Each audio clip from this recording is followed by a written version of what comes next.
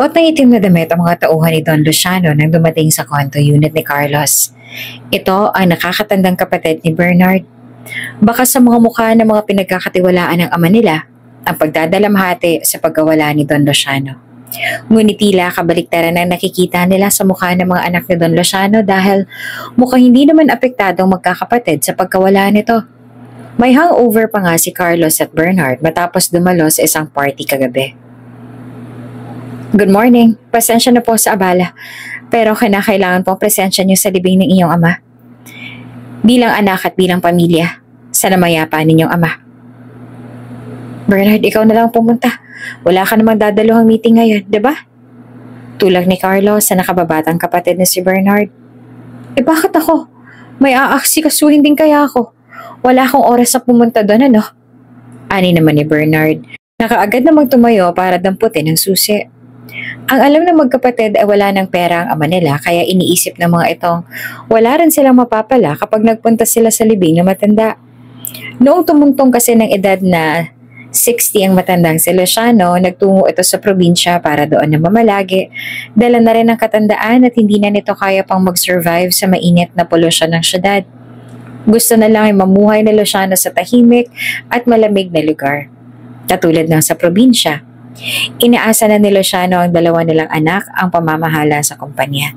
Kaya lang, hindi marunong magdala ng negosyo ang dalawang lalaki kaya bumagsak ang kanilang negosyo at ngayon nagtatrabaho na lang ang mga ito sa isang firm. Ang dating mga may-ari ay naging empleyado na lang ngayon.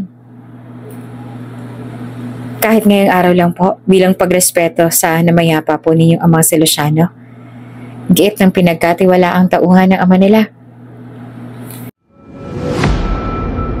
Kung bago ka pa lang sa channel na ito, Ate Jane TV, huwag kalimutang pindutin ang notification bell and subscribe button. Sana po hindi naman malaking abala sa inyo ang pagpindot ng subscribe button dahil ang kapalit po nito ay ang pagsuporta para makapag-produce ng mga libreng stories sa mga channels ni Ate Jane. Maraming salamat! Nagpanting naman ang tenga ni Carlos sa narinig. Teka nga lang muna. Sinasabi mo bang wala kaming respeto sa ama namin? Dahil hindi lang kami makapunta sa libing niya? Hindi mo ba naiintindihan ang salitang busy? Napalunok ang tauhan ng ama nila at napayuko. Dala na rin ang matinding paghihinagpis at iritasyon sa mga anak ni Luciano na hindi malang magawang bigyan ng oras ang namayapang matanda kahit sa kahuli-hulihang pagkakataon. Wala po ako sinabing ganyan. Sinabi naman ng tauhan ni Luciano. Formal ang boses nito pero sa loob-loob nito ay galit na rin ito. Gustong-gusto na nitong buliwan ang anak ni Luciano. Umayos ka. Kung makaasta ka, akala mo talaga may makukuha pa siya sa ama namin. Pagpaparinig naman ni Bernard. Kung hindi po kayo makakapunta, ayos lang po. Desisyon niyo po yan. Wala na kaming magagawa. Pero mas mabuti rin po sana kung makakapunta po kayo ngayon. Kahit sumilip man lang sa labi ng inyong ama bago sana siya mailibing. Aning tauhan na kahit sa huling pagkakataon ay nagawa pa makiusap sa mga ito. Mamaya na ang libing kaya naghahanda na ang lahat sa pag-alis. Umalis ang mga tauhan at napatingin si Bernard sa kuya niya. Di kayo wala ng pambayad si ama kaya tayo papupuntahin doon para humarap sa mga inutangan nila para sa libing? Kinuha ni Bernard. Namilog mo naman ang mga mata ni Carlos at saka lang napagtanto na maaaring gano'n na nga. Pwede rin. Ani ni Carlos at napapitik pa sa ere. Kaya kahit alam na magkapatid na sa hapon na yun na ang libing ng ama nila, ay hindi pa rin nagpunta ang dalawa o kahit na sumilip pa lang sa kabaong ng kanilang ama. Bagkos ay nagawa pa ng dalawang magtungo sa club para sumama sa mga nagyayang mga katrabaho. Pangisi-ngisi lang si Bernard habang nakikisabay sa pagsayaw kasama ng mga babaeng nakilala niya sa gabing yan. Samantalang si Carlos naman ay kasamang mga kaibigan sa table. Patuloy lang na nakikipag-inuman sa mga ito. Cheers! Sigawan ng mga ito. At pinagpinky ang mga baso at sabay-sabay na lumagok. Nagtawagan na naman sina Carlos kasama ng mga kaibigan na anay mo'y normal na gabi lang iyon.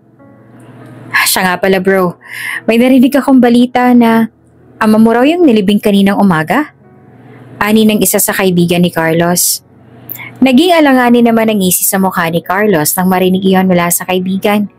Hindi inaasahan na makakaabot sa kaibigan nito ang tungkol sa bagay na iyon. Ha? Saan mo naman narinig yan? Mga chismis talaga sa panahon ngayon, oh. Ani ni Carlos at napapailing pa. Hindi naman patinag si Carlos sa balitang kumalat. Nagpatuloy sa pagparty ang dalawa hanggang madaling araw. Nagising na lang ang mga itong may katabi ng mga babaeng sinama ng mga to kagabi. Nagising sila sa malakas na tunog ng doorbell. Si Bernard ang bumangon at nagbukas ng pinto. Kumunot ang noo ni Bernard nang malaman ng tauhan na naman ang ama niya ang nakita niya nakatayo sa labas ng unit ng kuya niya. Ano na naman ang kailangan mo ngayon? Ani Bernard na ani mo'y tinatamad na makita ang tauhan ng ama nila. Kailangan niyong pumunta sa opisina ng attorney. Kailangan niyong marinig ang last will ng ama ninyo. Ani ng tauhan ng ama nila. Nagulat si Bernard at bumalik kaagad sa kuya niya at ginising ito. Maging si Carlos ay hindi naman inaasahang may natitira pa palang yaman ng ama nila. Kaagad silang nag-ayos at malapad ang mga ngisi sa labi. Tiyak si Bernard at Carlos na may matatanggap silang pamana sa ama nila dahil silang dalawa lang ang anak ng matanda. Silang dalawa nga lang nasa opisina ng attorney kaya mas lumawak ang ngisi sa mga labi nila. Natitiyak na lang talagang sa kanila mapupunta kung ano mang nakasaad sa last will ng kanilang ama. Pwede yun na kaagad umpisahan, attorney. Wala na naman siguro tayong ibang hihintayin, kami lang naman ang anak ni Papa. Mayabang na bungad pa ni Carlos pagkapasok sa opisina ng attorney. Hindi naman matanggal ang ngiti sa labi ni Bernard habang naghihila ng upuan.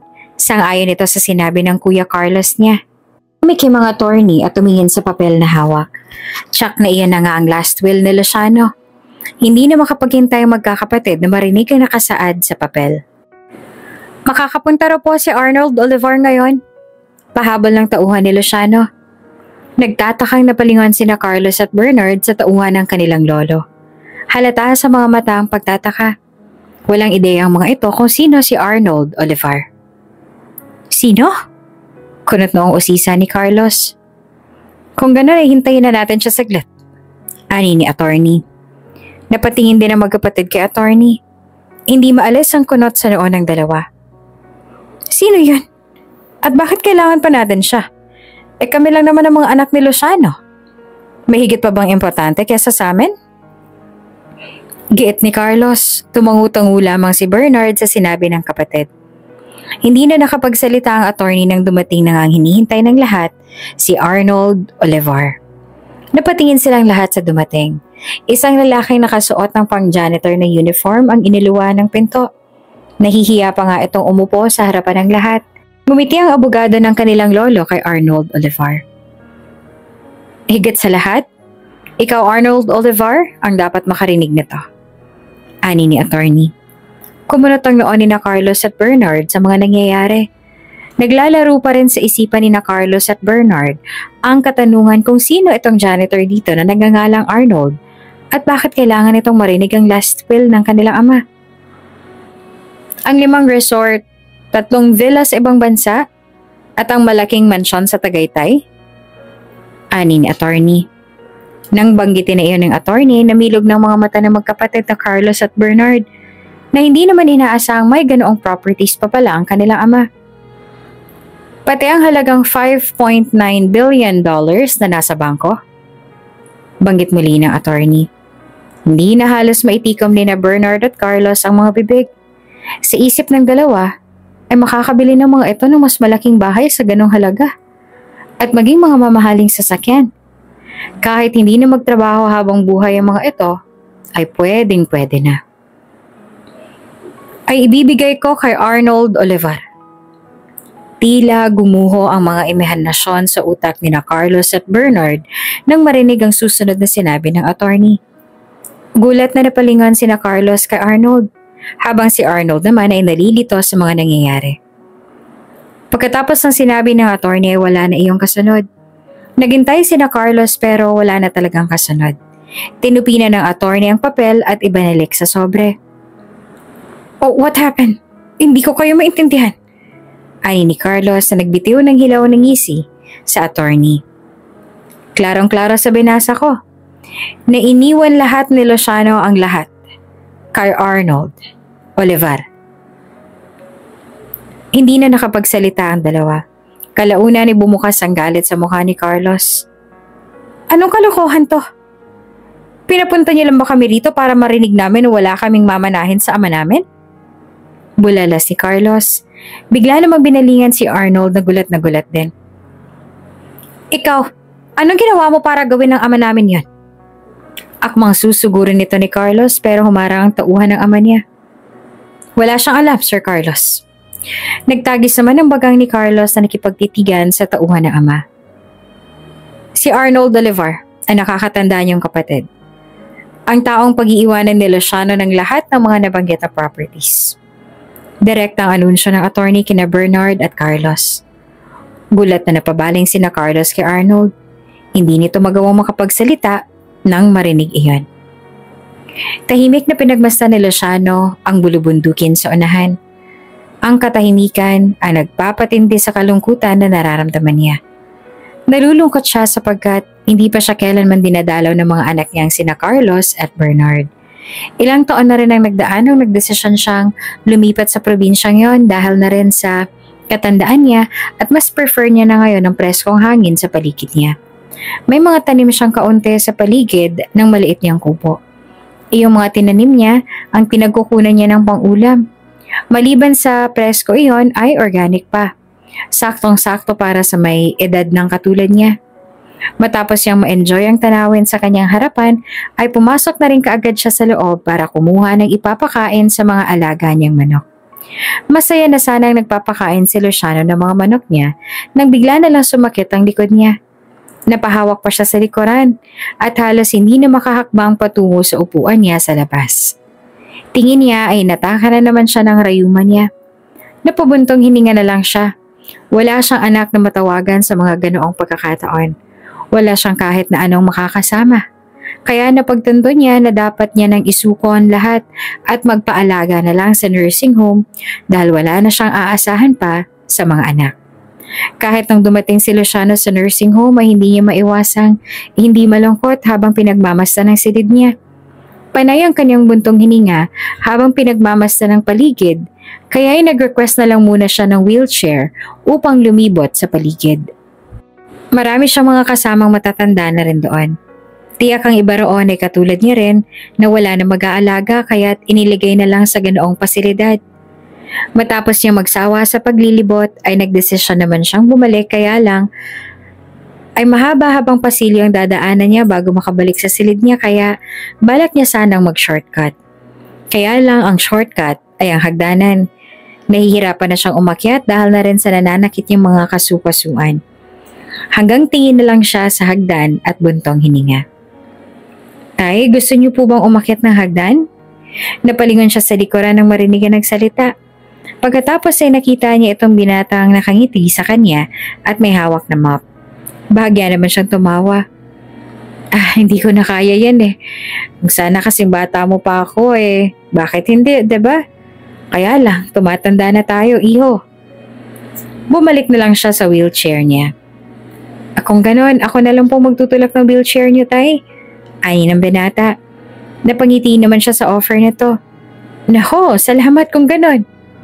Itinabi na muna ng binata ang bitbit na mop, saka niya itinulak ang wheelchair niya. Naabala ba kita? Aniya. Agad namang umili ang binata. Nako, hindi naman po. Tapos na po ang pagmamap ko kaya ang pag-a-assist naman sa mga matatanda ang gagawin ko. Ano nga palang pangalan mo? Ako po si Arnold. Masayang sagot naman ng binata. Hindi kaagad umalis si Arnold sa silid niya at nakipagkwentuhan pa ito. Madaldal si Arnold kaya hindi siya naburyo. Naaaliw siya sa mga kwento nito. Ang kalungkutan na nadarama niya kanina ay naglaho sa pagdating ni Arnold. Dumaan muna si Arnold sa sementeryo para mag-alay ng bulaklak sa puntod ng ina niya. Ilang taon nang nakakaraan ng mamaalam sa mundo ang kanyang ina. Mga nasa edad 18 pa lamang siya noon nang mamatay ang ina niya sa sakit na cancer. Ang ina niya ang dahilan kaya nagtrabaho siya ngayon sa nursing home. Magpahinga ka naman anak, palati ka na lang nagtatrabaho. Kahit day off mo, sumasideline ka pa rin. Huwag mo namang abusuhin ang katawan mo. Hindi ako matatahimik nito kapag pinagpatuloy mo yan. Ani ng ina niya nung nabubuhay pa ito. Ma, para po sa inyo to. Para po sa mga gamot ninyo. Giit niya. Kahit huwag mo na akong ibalik dito sa ospital, anak. Mamamatay lang rin naman ako. Ani to. Huwag naman po kayo magsalita ng ganyan, Nay. Alam ko pong kakayanin niyo po ito. Aniya, habang hawak-hawak ang kamay ng ina. Dati, iyong pagtatrabaho niya sa nursing home ang pinagkukuhanan niya ng mga pangangailangan nila ng kanyang ina. Ngayon, iyon na lang ang pinagkukuhanan niya ng pera para pambayad sa pinagkakautangan nila para lamang mapa-ospital niya ang ina. Malaki ang nagastos niya pero pikit mata niya iyong kinaya para lang madugtungan ang buhay ng ina. Pero wala pa rin nangyari. Hindi na kinaya ng ina niya ang sakit at nagpaalam na talaga sa mundo. Tapos niya sa sementeryo ay nagtungo siya sa bilihan ng mga prutas. Namili siya ng prutas na pwede niyang pangregalo sa matanda. Saglit pa lang na nakilala ni Arnold sa Luciano pero parang may kakaibang koneksyon na siyang nararamdaman sa matanda. Tila kay gaan ang pakiramdam niya sa tuwing kasama niya ito. Yung bagong dating yung akin, aniya sa babaeng nagtitinda ng prutas. Maayos sa binalot ng babae ang basket na dadalhin niya sa nursing home. Nang dumating siya sa nursing home, ay ang silid kaagad na Luciano ang tinungo niya. Hindi na muna siya nagsimula sa paglilinis. Sinisimula niya ng umaga niya sa pagbati kay Tatay Luciano. Nandito ka! Masayang bungad ni Tatay Luciano sa kanya. Halatang kanina pa siya nitong hinihintay. Eto po, Tay. Aniya at kaagad na ibinigay ang basket ng prutas. Nako iho, nag-abala ka pa. Napakapot si Tatay sa batok. Eto lang pong pinunta ko babalik na po ako sa baba. Maglilinis pa kasi ako. Paalam niya. Bumalik siya kay Tatay Luciano nang matapos siya sa mga gagawin niya.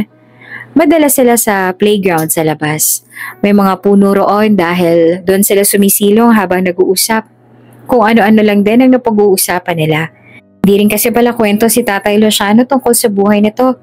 Iniisip niyang magsasaka ito dahil kapag tungkol sa mga pananimang topic, ay ang bilis kaagad nitong makasagot at nagsishare rin ng tips tungkol sa mga fertilizer na gamit nito. Kaya sa susunod ay isang halaman ang dinala niya kay Tatay Luciano. Puno ng mahogani ang dinala niya na tinanim pa nila sa likod ng building. Ikaw ang bumili nitong puno, kaya ako nang bahala na magpataba nito. Ako magdidilig nito kapag abala ka, para naman may pagkakaabalahan ako. Nito na halatang excited sa paglaki ng bagong tanim nilang mahogani. Mula sa masayang mukha ay biglang bumuntong hininga si Tatay Luciano. Pagkatapos ay tumingin sa mga malalaking puno sa harapan nila. Tapos mo silang alagaan na hindi mo na alam kung anong magiging kapalaran nila paglaki. Kung gagawin ba silang panggatong o gagawing tabla. Ani Tatay Luciano, nalatang may pinaguhugutan. May problema po ba? Aniya. Ngumiti ang matanda at binalingan siya. Nasaan nga pala mga magulang mo? Natigilan siya nang bigla iyong maitanong ng matanda. Pasensya na. Hindi ba natin dapat pag-usapan yon? Ani Tatay Luciano. Napansin nito ang pananahimik niya. Umiling siya. Ayos lang po. Wala na po ako mga magulang. Hindi ko po alam kung nasa ng ama ko. Ang mama ko naman ay wala na. Namatay po siya sa cancer nung 18 pa lang ako. Napalunok naman si Luciano. Nalungkot din ang matanda sa narinig niya. Hindi nito inaasahan na dumana siya ng ganoong kahirap na sitwasyon. Sa ganoong edad niya ay danas niya ang lahat ng hirap na pinagdaanan din ng mga kapwa niya mahirap sa lipunan. Tanggap niya ng iyon na talaga ang kapalaran niya. I'm sorry. Ani naman ni Luciano. Ngumiti at bumaling sa bagong tanim nilang puno. Okay na po ako ngayon. Matagal ko na pong tanggap na hanggang doon na lang talaga si Mama. Wala po tayong magagawa Tumango si Luciano at tinapik siya sa balikat bilang pagdamay. Kahit papaano ay hindi niya na naitanong sa ina niya ang tungkol sa ama niya. Dahil inako lahat ng kanyang ina ang responsibilidad sa kanya, kaya't nakontento na siya at hindi na sumagi sa isip niya ang tungkol sa kanyang ama. Pero kung nabubuhay man ang kanyang ina, ay ipagdarasal niyang sana nagkaroon nito ng asawang mananatili sa tabi nito. Yung hindi sila iiwan nang hindi nila alam ang dahilan. Sana nagkaroon man lang ng katuwang sa buhay ang mama niya noong nabubuhay pa ito. Marami siyang naikwento tungkol sa pamilya niya at sa naging buhay nila ng mama niya noon. Sa kauna-unahang pagkakataon, may nag-iisang taong nakakaalam ng pinagdaanan niyang hirap. Nakakagaan sa pakiramdam ang masabi ang lahat ng mga bagay na matagal nang bumabagabag sa puso niya. Ilang saglit ay tapos na ang break time niya at kailangan niya nang bumalik sa trabaho. Kaya isinamahan niya ang matanda sa silid nito. Kapag gusto mo na makakausap, magpunta ka lang dito ha at handa ako makinig, iho. Ani Luciano at tinapik ang balikat niya. Tumango siya at napangiti. Salamat po. Saka siya nagpaalam na aalis na. Masaya si Arnold na sa pagkakataong yon ay may papagsasabihan na siya ng mga problemang matagal niya nang dala. Nasa may eskanita na si Arnold patungo sana sa kanila nang may 5 lalaking nakamotor ang nakaharang sa daanan niya. Bandang 10:00 na ng gabi dahil naglalakad pa siya pa uwi. Yung huling pera na nasa bulsa niya kanina ay pinambili niya ng prutas para kay Tatay Luciano. Kaya nagtiis siyang maglakad ngayon imbes na sumakay ng jeep. Ano yan? Ba't ang tagal mo?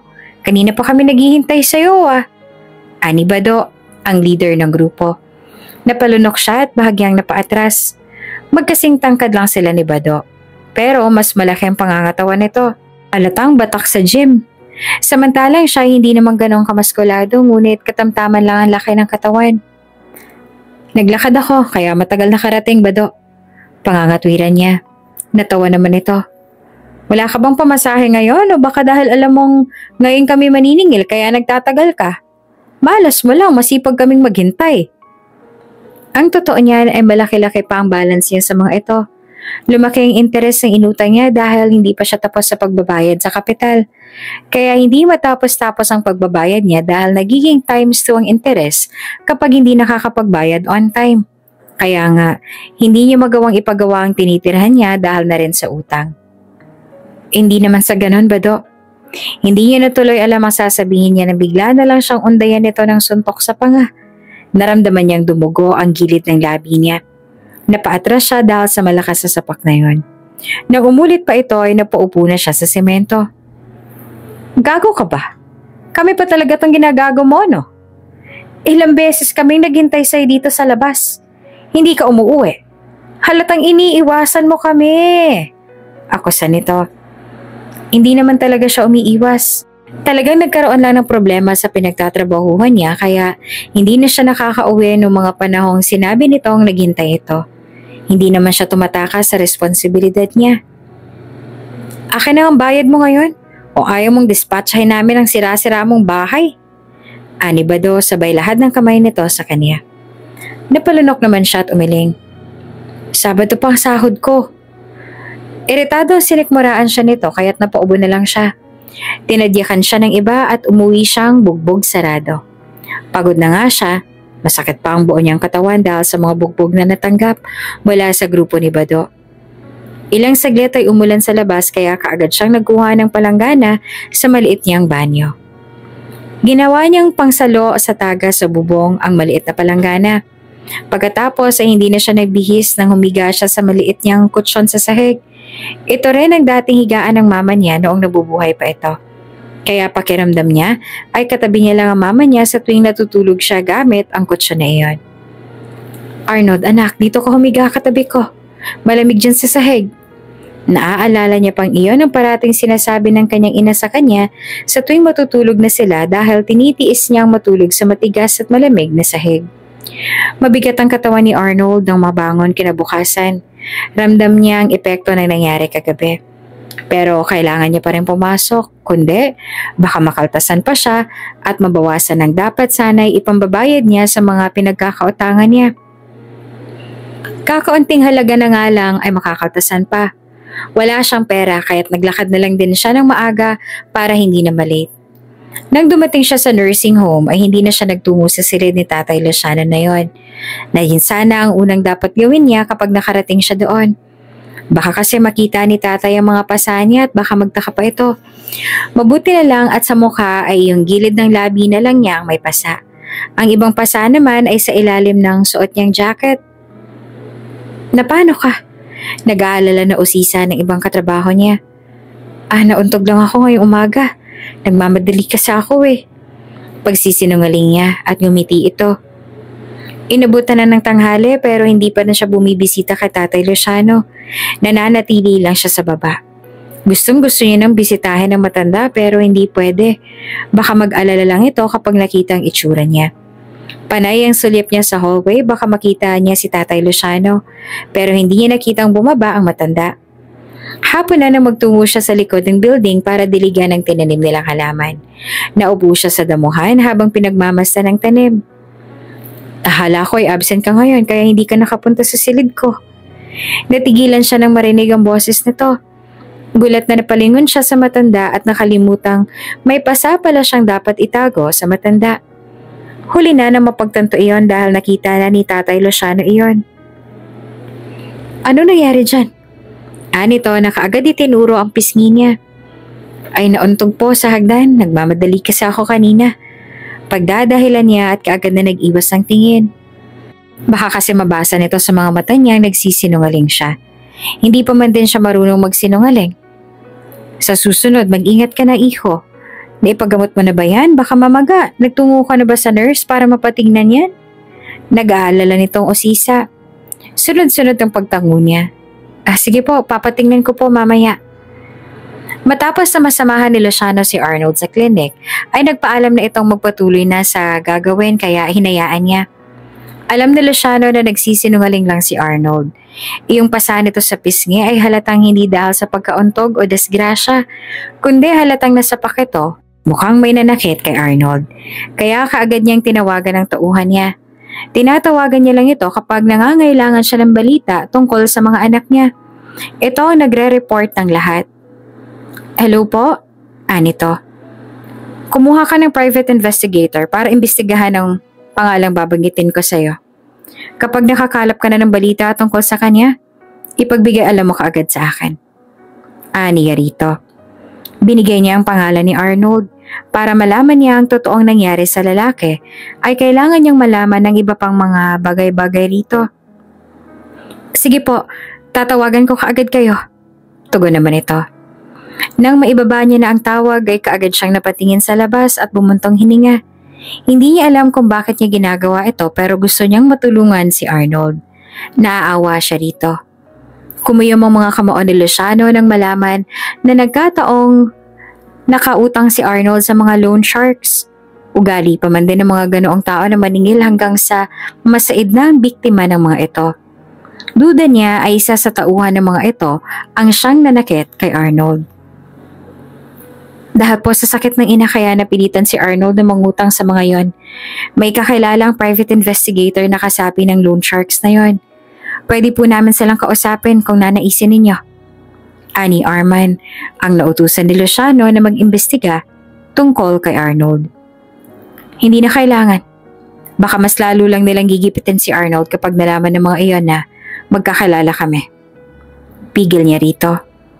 Masusunod po. Kapag may nakala pa kaming impormasyon, ay tatawagan ko ulit kayo. Ani Arman. Salamat Arman. Aniya. Formal na ito nagpaalam sa kanya at ibinaba ang phone. Natuwa si Arnold na may kaunting nasobra sa sahod niya. Tamang-tama at makakabili na naman siya ng pwedeng ipasalubong kay Tatay Luciano. Masaya siyang mabigyan ng pasalubong si Tatay Luciano. Nakikita niya kasing tuwang-tuwa ito kapag nakikita siya. Sa lahat ng mga matatandang nakilala niya sa nursing home, kay Tatay Luciano lang siya mas nakakaramdam ng kakaibang koneksyon. Naaalala niya ang ina rito. Kaya lang bago siya pumasok ay nagtungo muna siya sa kota ng mga loan shark. Dala niya ay 10,000 na alam niyang hindi kakasya sa balance niya. Oh boss, andito na yung tuta ninyo. Imporma ni Bado kay Bartolome. Ang pandak at may malaking tiyan na lalaking nakaupo ngayon sa swivel chair kaharap ng makinis na mesa at laptop. Buti naman at nagpakita ka ngayon. Akala ko po man din ay pagtataguan mo na naman kami. Ani Bartolome sabay ngisi. Lumapit siya sa mesa at inilapag ang sobre doon. Iyon lang talaga ang naipon niya sa loob ng 3 araw. Malaki-laki na nga iyon. Kung hindi siya pumasok sa part-time job niya, ay baka hindi niya mabuo ang 10,000 na inabot niya ngayon dito. Dinampot ni Bartolome ang sobre at tiningnan ang laman. Kumunot ang noon nito at ibinagsak muli sa mesa ang sobre. Ilang araw ka hindi nagpakita tapos yan lang? Nito na nakakunot pa rin ang noo. Dadagdagan ko na lang ang part-time job ko. Ihahabol ko kaagad ang ibang kulang. Paniniguro niya naman. Umingos si Bartolome at tinanggap na lamang ang sobrang binigay niya na animoy napipilitan pa. Hala sige, siguraduhin mo lang kung di malilintikan ka sa akin. Tinuro pa siya nito. Laylay ang balikat na umalis si Arnold doon. Wala siya sariling pumasok sa trabaho. Iniisip niya kung paano niyang kikitain na halagang nais makuha ni Bartolome sa kanya.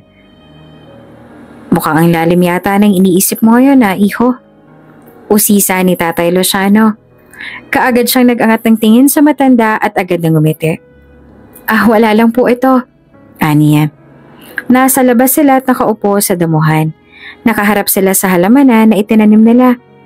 Buhay na ang halaman at halatang magtutuloy-tuloy na ang paglaki nito. Siya nga pala iho, may offer ako sa iyong trabaho. Umaasa akong hindi mo tatanggihan to. Wika ni Tatay Luciano. Alertong napabaling siya kay Tatay Luciano. Kung ano man yon ay tamang-tama dahil kailangan niya ang trabaho ngayon. Ano po yon? Aniya. Gusto sana kitang maging personal na tagapag-alaga. Kung ayos lang sa'yo. Natigilan si Arnold. Gustong-gusto niya yon, sa totoo lang. Napangiti pa siya. Opo, sure po. Bakit nito iniisip na tatanggihan niya yon? Iyon ang isa sa gusto niyang mangyari nung nakilala niya si Tatay Luciano, kaya hindi siya tatanggi sa offer na ito. Lunes ang umpisa niya. Ganado siyang pumasok dahil si Tatay Luciano ang aasikasuhin niya. Mas naparaming ang pagkukwentuhan nila ni Tatay Luciano sa likod ng building. Tsaka mas maaga rin siyang pumapasok at dumadaan sa bilihan niya ng pandesal. Dinadala niya ng pandesal ang matanda dahil sabay silang nag-aalmusal. Ang nursing home ay tila naging bahay nilang dalawa. Nang umabot siya ng 1 linggo sa pag-aasikaso kay Tatay Luciano, nagulat siya nang abutan siya ng lalaki na nagngangalang Arman ng sobre. Medyo may kakapala ng laman. Nagulantang siya sa nakita nang sinilip niya ang laman ng sobre. Iilang lilibuhin ang laman niyon. Bakit niyo po ako binibigyan ito? Bakit po ang laki nito? Aniya na bakas ang pagtataka sa mukha. Para yan sa pag-aasikaso mo kay Tatay Luciano. Iyan ang sahod mo para sa linggong ito. Sagot nito. Hindi na siya nakapalag pa dahil umalis na rin kaagad ang lalaki.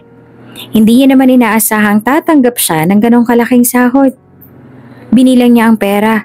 Umabot yun ng 30,000. Kahit hindi na siya maghanap ng part-time job ay mababayaran niya ng pinagkakautangan niya. Ang 2,000 ay pinagawa niya sa bubong ng maliit niyang bahay. Malaking tulong na rin yon sa kanya. Nahihiya man ay gusto niya pa rin na ipaabot ang pasasalamat niya kay Tatay Luciano. Dinaan niya sa prutas na may sulat ang pasasalamat niya. Medyo gulat si Bartolome nang makita ang dinala niyang pera kinabukasan. Hindi nito inaasahan na magbibigay siya ng saktong bayad at hindi lang paunti-unti. Himala at sakto ng bayad mo ngayon. Ganyan nga ang gawin mo, ha? Huwag mong inuunti-unti ang bayad mo. Ani Bartolome na kaagad na binilang ang perang nasa loob ng sobre. Hindi na siya nagsalita at kaagad na umalis sa kota ni Bartolome. Ilang bayad na lang at matatapos na siya sa utang niya kay Bartolome. At kapag nabayaran niya lahat ng utang niya kay Bartolome, ay si Tatay Luciano naman ang kanyang babayaran. Matanda na si Tatay Luciano at hindi tamang tumanggap siya ng bayad mula sa matanda, gayong bukal naman sa loob niya ang pag-aarugang pinapakita niya rito. Magkaibigan sila at ayaw niya nagpapabayad siya sa tulong niya rito. Ngayon lang siya kakapit sa ganoon dahil wala siyang choice.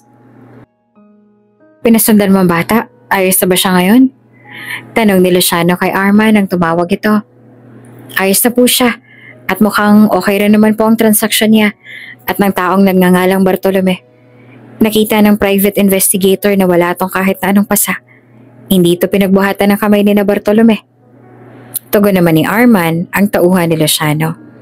Napangiti naman si Luciano nang mabalitaan yon. Masaya siyang nakakatulong siya kay Arnold.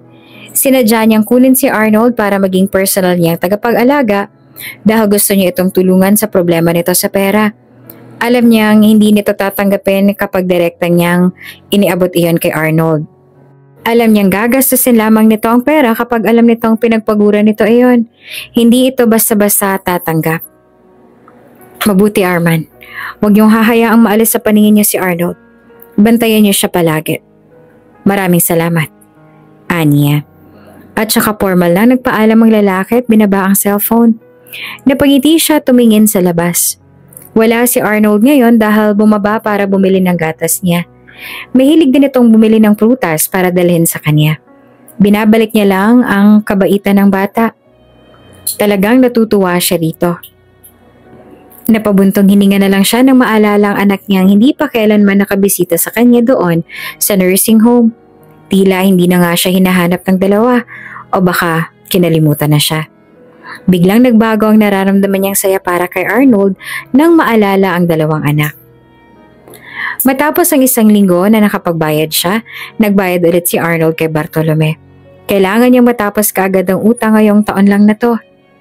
Aba, mukhang bigatin ka na yata ngayon Arnold Biruin mo, kaya mo na magbayad ngayon ng sakto at walang mintis. Saan ka ba kasi nagtatrabaho? Sunod-sunod na usisa ni Bartolome. Habang tila pamaypay na pinapaypay sa sarili ang dinala niyang pera sa lalaki. Janitor fish ka pa rin ba, Boy Arnold? Hindi niya sinagot ang tanong ni Bartolome.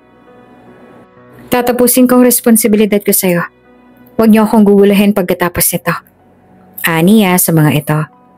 Sumilay ang nanunuyang ngisi sa labi ni Bartolome. Tila nahambugan ito sa paraan ng pananalita ni Arnold. Kaya sumenya si Bartolome sa mga kasama na harangan si Arnold. Nagulat pa si Arnold sa ginawa ng mga tauhan ni Bartolome. Binalingan niya si Bartolome, bakas pa rin ang pagtataka sa mga mata. Akala mo kung sino kang magsalita Bakit? Sino ba talaga tong taong sinasandalan mo ngayon at mukhang bumilog na ang ulo mo, Arnold? Ani Bartolome. Hindi siya nagsalita bagkos ay kumuyom ang kamao niya. Iritasyon ang nararamdaman ni Arnold sa pagkakataong yun. Binigay niya na nga ang lahat sa mga ito tapos gusto pa nitong pahirapan siya. Isang malakas na sikmura ang natanggap niya mula kay Baldo. Nakangisi pa rin si Bartolome nang dungawin siya. Sabihin mo kung sino tong sponsor mo para hindi ka na masaktan pa. Ani Bartolome. Kapag sinabi niya kay Bartolome kung kanino galing ang pera, ay tsak naguguluhin ito si Tatay Luciano kaya pinili niya na lang na pumiglas at tumakbo. Mabuti na lang at nagawa niya ang makatakas sa hawak ni Bado. Habulin niyo! Malakas na sigaw ni Bartolome. Binilisan niya ang pagtakbo. Mabuti na lang at nakahanap siya ng pagtataguan. Hindi na siya nahanap ni Bado kaya nakahinga siya ng maluwag. Balisa tuloy siyang nagtungo sa nursing home.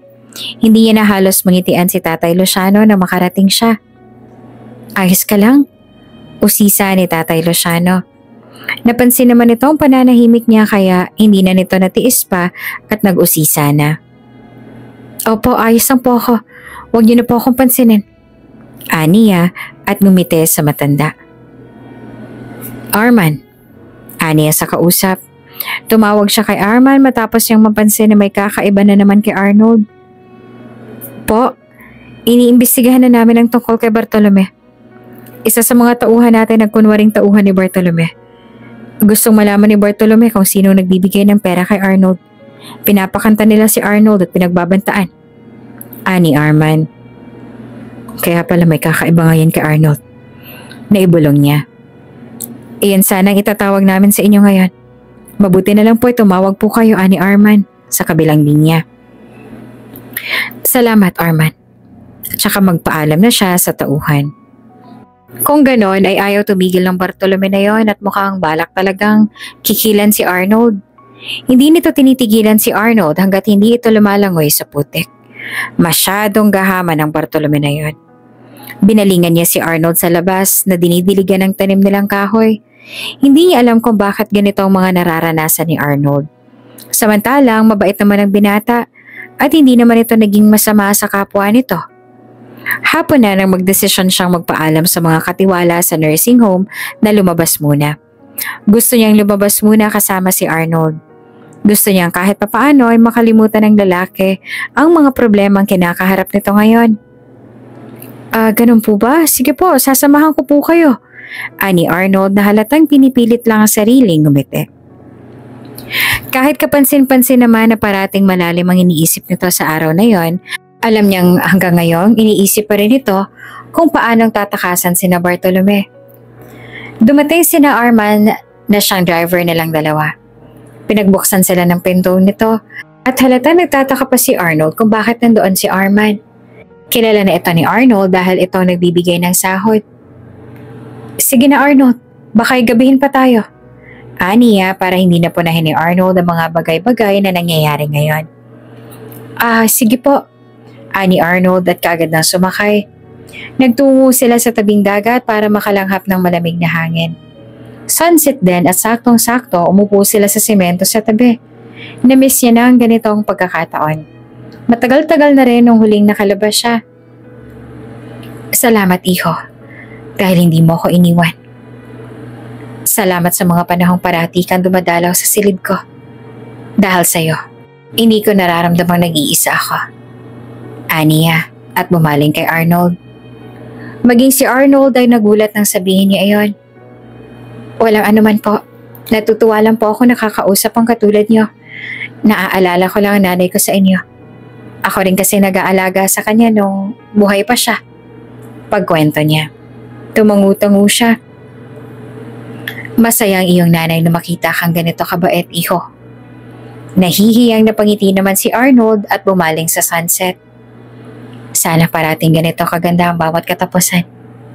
Aniya habang pinagmamasdan din ang sunset. Kahit ang katapusan niya sa mundong ito, ay pinagdarasal niyang ganito rin kaganda. Mapait siyang napangiti.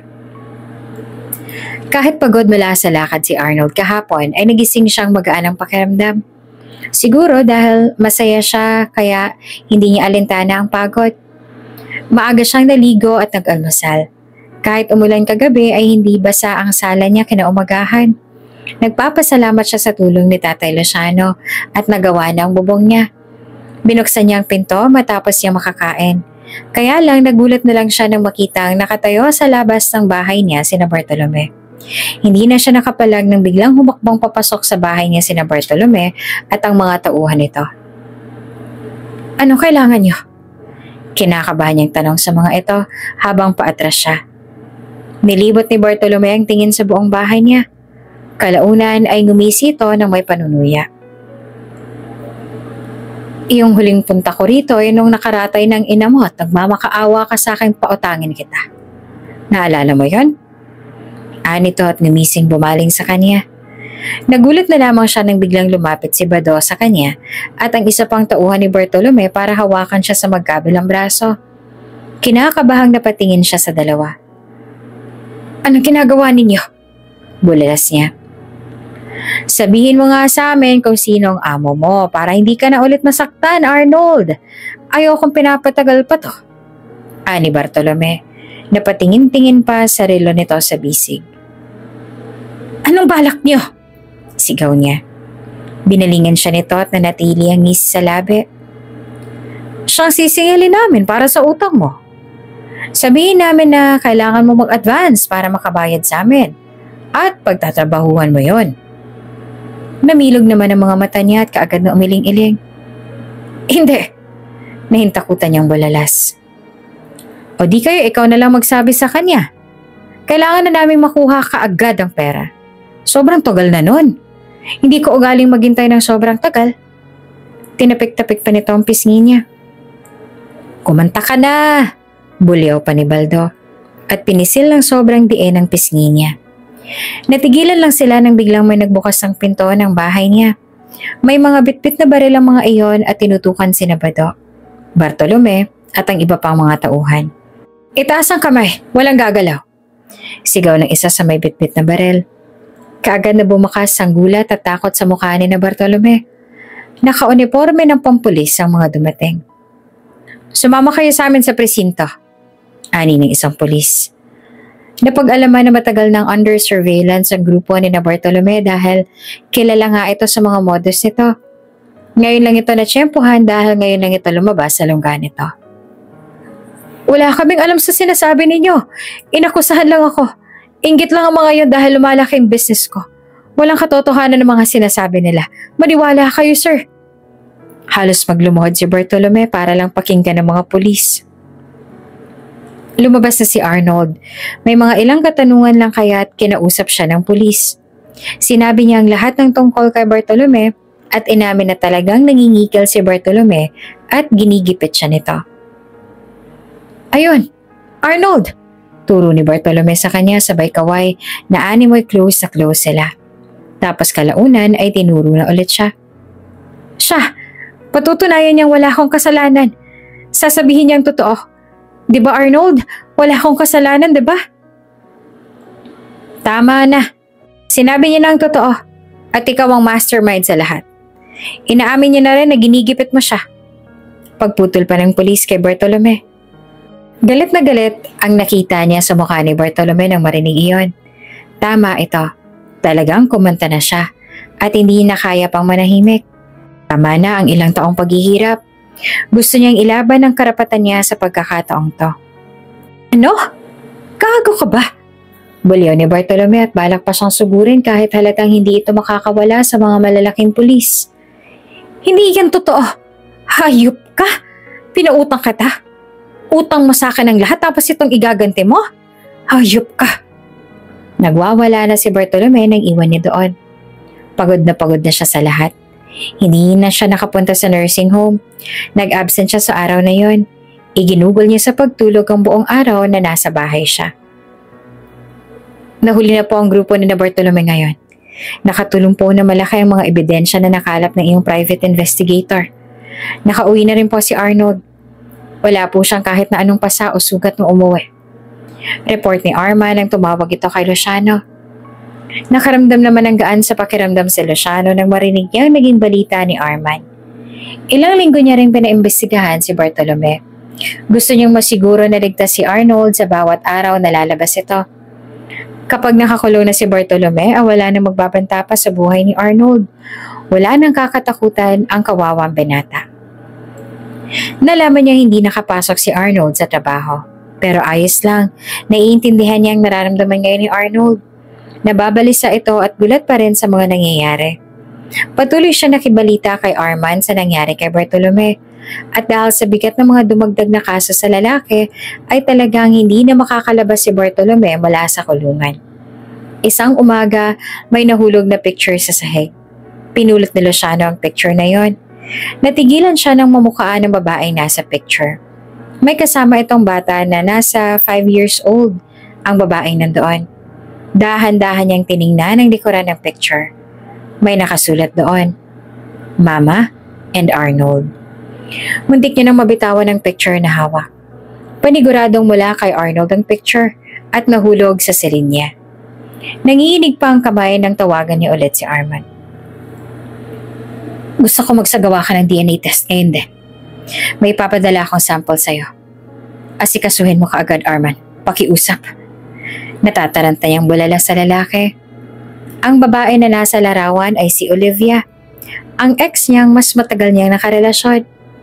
Akala niya noon si Olivia na talaga ang babaeng ikakasal sa kanya. Mahal na mahal naman kasi niyang babae. Hanggang ngayon, wala pa rin makakapalit kay Olivia.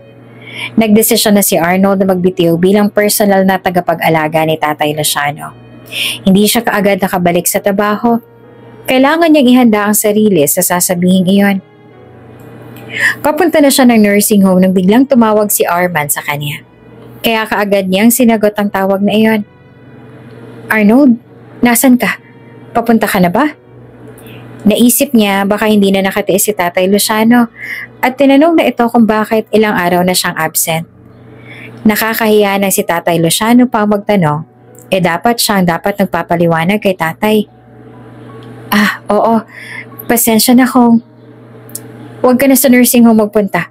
Dumiretso ka na dito sa ospital. Natigilan si Arnold nang marinig ang susunod na sinabi ni Arman. Ha? Bakit sa ospital? May nangyari ba kay Tatay Luciano? Kinabahan na kaagad siyang sumakay ng tricycle patungo sa sinabi ni Arman na ospital. Nang makarating ay kaagad siyang bumaba sa sinasakyan at mabilis na pumasok sa ospital.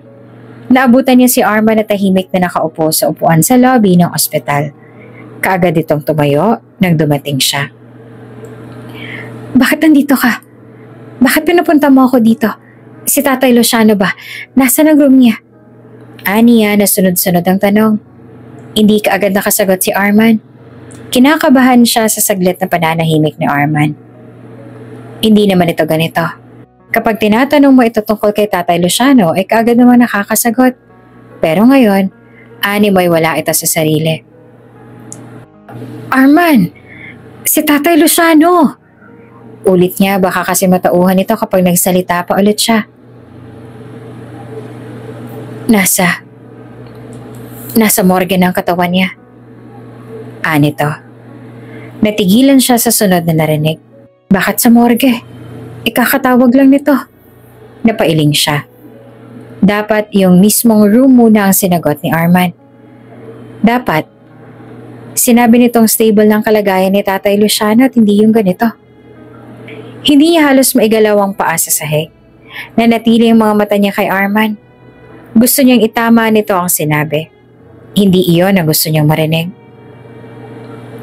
Dead on arrival siya. Akala ko makakaya ko pa siyang isalba. Nakita siya nila sa labas ng building. Nakahiga raw malapit sa halaman na sabi ng mga nandun. Kayo raw ang nagtanim noon. Maging si Arman ay hindi napigilan ng panginginig ng boses.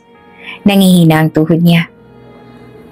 Kung hindi dahil nahawakan siya kaagad ni Arman, ay baka natumba na siya sa sahig.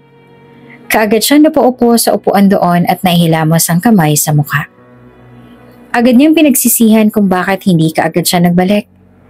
Iyong huling beses na nakapag-usap pa sila ay noong nasa tabing dagat silang dalawa. Halos hindi niya kayang tingnan ang malamig na katawan ni Tatay Luciano. Cardiac arrest ang ikinamatay ni Tatay Luciano. Bago nangyari to sa kanya, may pinadala siyang sample sa akin. Sample mo, Arnold. At positive ang naging resulta. Matapos niyang matingnan ng malamig na bangkay ni Tatay Luciano, ay kinausap kaagad siya ni Arman. Iyan na yung DNA test ninyong dalawa ni Luciano. Hindi naman kaagad rumihistro sa isipan niya ang sinabi ni Arman. Binigay rin sa kanya ang litrato nila ng kanyang mama. Ito ang alaalang meron siya sa kanyang mama. Nagtaka naman siya nang malaman na nasa kay Arman ang litratong matagal niya nang hinahanap. Hawak-hawak niya ni Luciano nung nakahiga siyang walang buhay sa likuran ng nursing home. Sigurado akong gusto mo ring makuha ang bagay na yan. Paliwanag ni Arman. Doon niya napagtantong ama niya ngang tunay si Tatay Luciano. Bago ito nagpaalam ay nagpa-DNA pa ito. Nalaman nito ang lahat ng tungkol sa kanya. Kaya lang pakiramdam niya, ang unfair naman nun kung kailan nalaman nitong ito ang tunay niyang ama ay saka naman ito kinuha sa kanya. Hindi man lang sila binigyan ng pagkakataong makapag-usap. Hindi man lang siya nabigyan ng pagkakataong makasama ito. Marami pa siyang gustong matanong kay Tatay Luciano. Nanatili lang si Arnold sa tabi ni Tatay Luciano ng gabi ng lamay. Hindi siya umalis doon at wala siyang ganang kumain. Kaya lang naisip niya, hindi rin matutuwa si Tatay Luciano kapag nalaman nitong pinabayaan niya ang sarili niya. Kaya sinikap niyang magpakatatag at inasikaso ang sarili. Natutulog siya kapag dumarating si Arman para palitan siya. Kahit parang ayaw naman siyang patulugin na sinikap niya pa rin na makatulog. Parati niyang iniisip ang ginagawa niya para kay Tatay Luciano. Pinuntahan ko mga kapatid mo. Pero mukhang wala silang balak na dumalo sa libing ng Tatay Luciano bukas. Hayaan mo na, babalikan ko sila para... Huwag na, Arman. Putol niya sa sasabihin pa sana nito. Kung gusto talaga nilang magpunta, pupunta sila kahit hindi mo sabihin sa kanila. Alam kong malulungkot si Tatay Luciano. Pero kailangan pa rin nating irespeto kung ano man ang desisyon ng mga kapatid ko.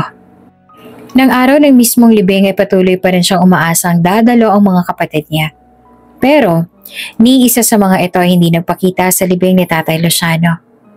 Nakakalungkot sa parte niya lalo na kay Tatay Luciano. Ang mga kapatid niya ang nagkaroon ng mas mahabang panahon na makasama at makausap ang ama nila. Pero kahit minsan, ay hindi nito pinadama ang pagmamahal sa ama nila. Siya, na uhaw sa panahon ni Tatay Luciano, ay pinangarap na sana noon niya pa nakilala ang ama niya at nakasama ito ng matagal. Positive po ang resulta, balita ni Arman kay Luciano. Ang DNA result ay talagang positive. Hindi niya inaasahan iyon. Kaagad na tumulo ang mga luha sa mga mata ni Luciano. Hindi niya lubos sa kalaing nagbunga pa lang pagmamahalan nila ng natatanging babae sa puso niya, si Olivia. Sinubukan niyang hanapin ang babae pero tila ayaw nitong magpahanap sa kanya kaya tumigil na rin siya. Irerespeto niya ang desisyon ng babae. Gusto na nito ng katahimikan kaya kahit labag man sa loob niya ay pinagbigyan niya ito. Hindi niya naman namalayang pinapalaki na pala nito ang kanilang anak habang wala siya. Habang ang ginagawa niya ay nagpakasal siya ulit ayon na rin sa kagustuhan ng magulang niya. Nagkaroon sila ng 2 anak. Pero kahit kailan, hindi niya nagawang mahalin ang asawa niya. Dahil si Olivia pa rin ang laman niyon.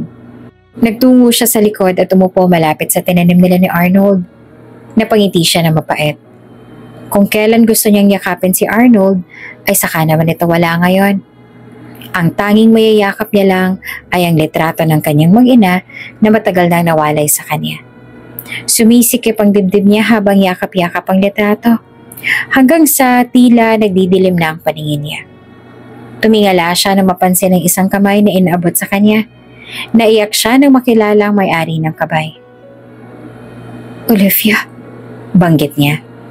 Nakangiti ang babae at inaanyayahan siya nitong sumama rito. Napangiti siya at walang pag-aalinlangan na inabot iyon. Tila hindi na katulad ng dati ang umaga ni Arnold. Wala na ang text ng text sa kanya para takutin siya dahil ipinakulong na nga ang mga yon. Wala na rin ang matandang ngingiti-ngiti sa kanya sa tuwing darating siya. Bibili siya ng isang basket ng prutas pero hindi na sa isang nursing home niya iyon dadalhin, kundi sa sementeryo. Dala ang isang bukos na puting rosas at sa kabilang kamay naman ang basket ng prutas. Nakatayo siya malapit sa lapidan na namayapang si Tatay Luciano. Napakalaki na naitulong nito sa kanya, pero hindi nito hinayaang makabawi siya dito. Inilapag niya ang dala sa may lapidan ng matanda. Nakakalungkot na hindi niyo na matatanggap ito gamit ang 2 niyong kamay. Hindi ko na rin marinig ang mga pasasalamat niyo habang tinatabi niyo ang mga dala ko. Aniya sa nanginginig na boses. Gustong gusto niyo pa rin na marinig iyon hanggang ngayon. Pero hindi niya na maibabalik ang lahat. Pero masaya ako nakapagpahinga na rin kayo dyan. Sana, alagaan niyo ang mama ko. Kung nasan man kayo ngayon. Mamimiss ko kayong 2. Aniya. Bumalik siya sa pagiging janitor. Tahimik na rin siya at hindi na nakikipag-usap sa kahit na sino. Ayaw niyang ma-attach na naman sa isang bagay tapos ay bigla na naman siyang iiwan. Ayaw niya itong paulit-ulit na sakit. Mahal niya ang mga matatanda sa nursing home pero alam niyang nalalapit ng matapos ang mga oras sa mga to kaya hindi na siya masyadong nilalapit ang sarili sa mga to. Tama na yung napapalapit siya kay Tatay Luciano. Isang araw ay dumating si Arman sa nursing home. Inakala niya nakakamustahin lang siya nito pero may iniabot din pala ito sa kanya. May sulat ako nakuha sa mga gamit ni Luciano. Alam kong wala siyang balak na ibigay ito sa'yo dahil matagal na ito nakatago sa cabinet niya. Pero ngayong wala na siya, may karapatan ka nang basahin to. Para sa'yo rin naman yan. Ani Arman. May inaabot si Arman na kulay asul na sobre.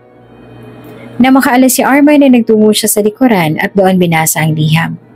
Sa sobre ay manakalagay na to Arnold. Nagpapasalamat ako, Arnold. Dahil kahit hindi mo ako kaano-ano, ay pinaramdam mo sa akin na hindi ako nag-iisa. Kahit sa mga panahong nararamdaman kong tila iniwan ako ng lahat, nandyan ka pa rin at hindi mo ako iniwan. Iyon ang unang mga salitang bumungad sa kanya nang simulan niyang basahin ang sulat ni Tatay Luciano. Ito yung mga panahong kapwa pa nila alam ang totoong koneksyon nila sa isa't isa. Hindi pa niya alam kung bakit pakiramdam niya ang saya-saya niya sa tuwing kasama niya ito. Ang dahilan pala'y ama niya ito. Masaya ako sa mga panahong kasama kita. Naramdaman ko may mga malaking responsibilidad ang kinakaharap sa buhay mo. Huwag mo masyadong dibdibin ang lahat. Magbigay ka ng oras para sa sarili mo. Ingatan mo ang kalusugan mo. Huwag mo akong gayahin. At kapag nagkapamilya ka balang araw, ibuhos mong lahat ng pagmamahal mo sa kanila. Huwag mo silang pababayaan. Nang sa gayon na hindi ka nila pabayaan pagtanda mo. Ani to. Ani mo ay may laman ng mga salita ni Tatay Luciano sa bandang yon. Ngayon napagtanto niya na ang mga anak nito ang tinutukoy nito sa sulat. Dahil maliban sa kanya ay wala nang ibang anak na dumalo sa lamay at libing nito. Hindi dumating ang mga anak ni Tatay Luciano. Hindi naman siya kaagad nakatulog nang maalala mga sinulat ni Tatay Luciano. Ramdam niya may mga pinagsisihan si Tatay Luciano bago ito na maalam. Hindi naman naging maganda ang mga nangyari rito bago ito na maalam. Kinabukasan ay nagpunta muli si Arman sa kanya. Tiyak niyang may importanteng kailangan ng lalaki kung kaya't nandito ito. Maaari bang mahiram saglit ang oras mo? May importante tayong pupuntahan at kailangan mong sumama sa akin. Ani Arman. Pumayag naman siya sa gusto ni Arman at natagpuan niya ang sariling kaharap ang abogado ni Tatay Luciano. At kasama roon ang dalawang lalaki na sabi ni Arman ay ang mga kapatid niya raw. Amoy yayamanin at mukhang matataas sa mga pinag-aralan. Iyon ang unang beses na nakaharap niya ang mga ito. Namamangha siya at nalulungkot din. Hindi niya alam kung anong dahilan at napapayag ng mga itong papuntahin ng mga kapatid niya sa lugar na iyon. Hanggang sa nalaman niyang babasahin pala ang last will and testament ni Tatay Luciano kung kaya't nandoon ang mga kapatid niya. Kung kailan babasahin ang last will ay saka pumunta ang dalawa, mas lalo lang siyang nalungkot para sa ama. Klarong-klaro sa binasa ko. Naiiwan lahat ni Luciano ang lahat kay Arnold Olivar. Ulit pa ng attorney. Nagulat na lang siya nang marinig iyon. Hindi niya lubos akalaing mayaman ng ama niya at sa kanya iiwan ng ganoong kalaking halaga. Hindi pa siya kailanman nakahawak ng ganoong kalaking pera sa tanang buhay niya.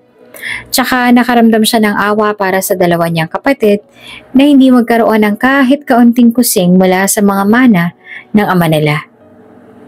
May galit na nakabalatay sa mga mukha ng magkapatid bago umalis sa mga to. Hindi niya lubos akalaing ito ang unang beses na nagkita sila ng mga kapatid niya pero ito pa ang unang beses na magkakaroon din agad ng alitan sa pagitan nilang tatlo.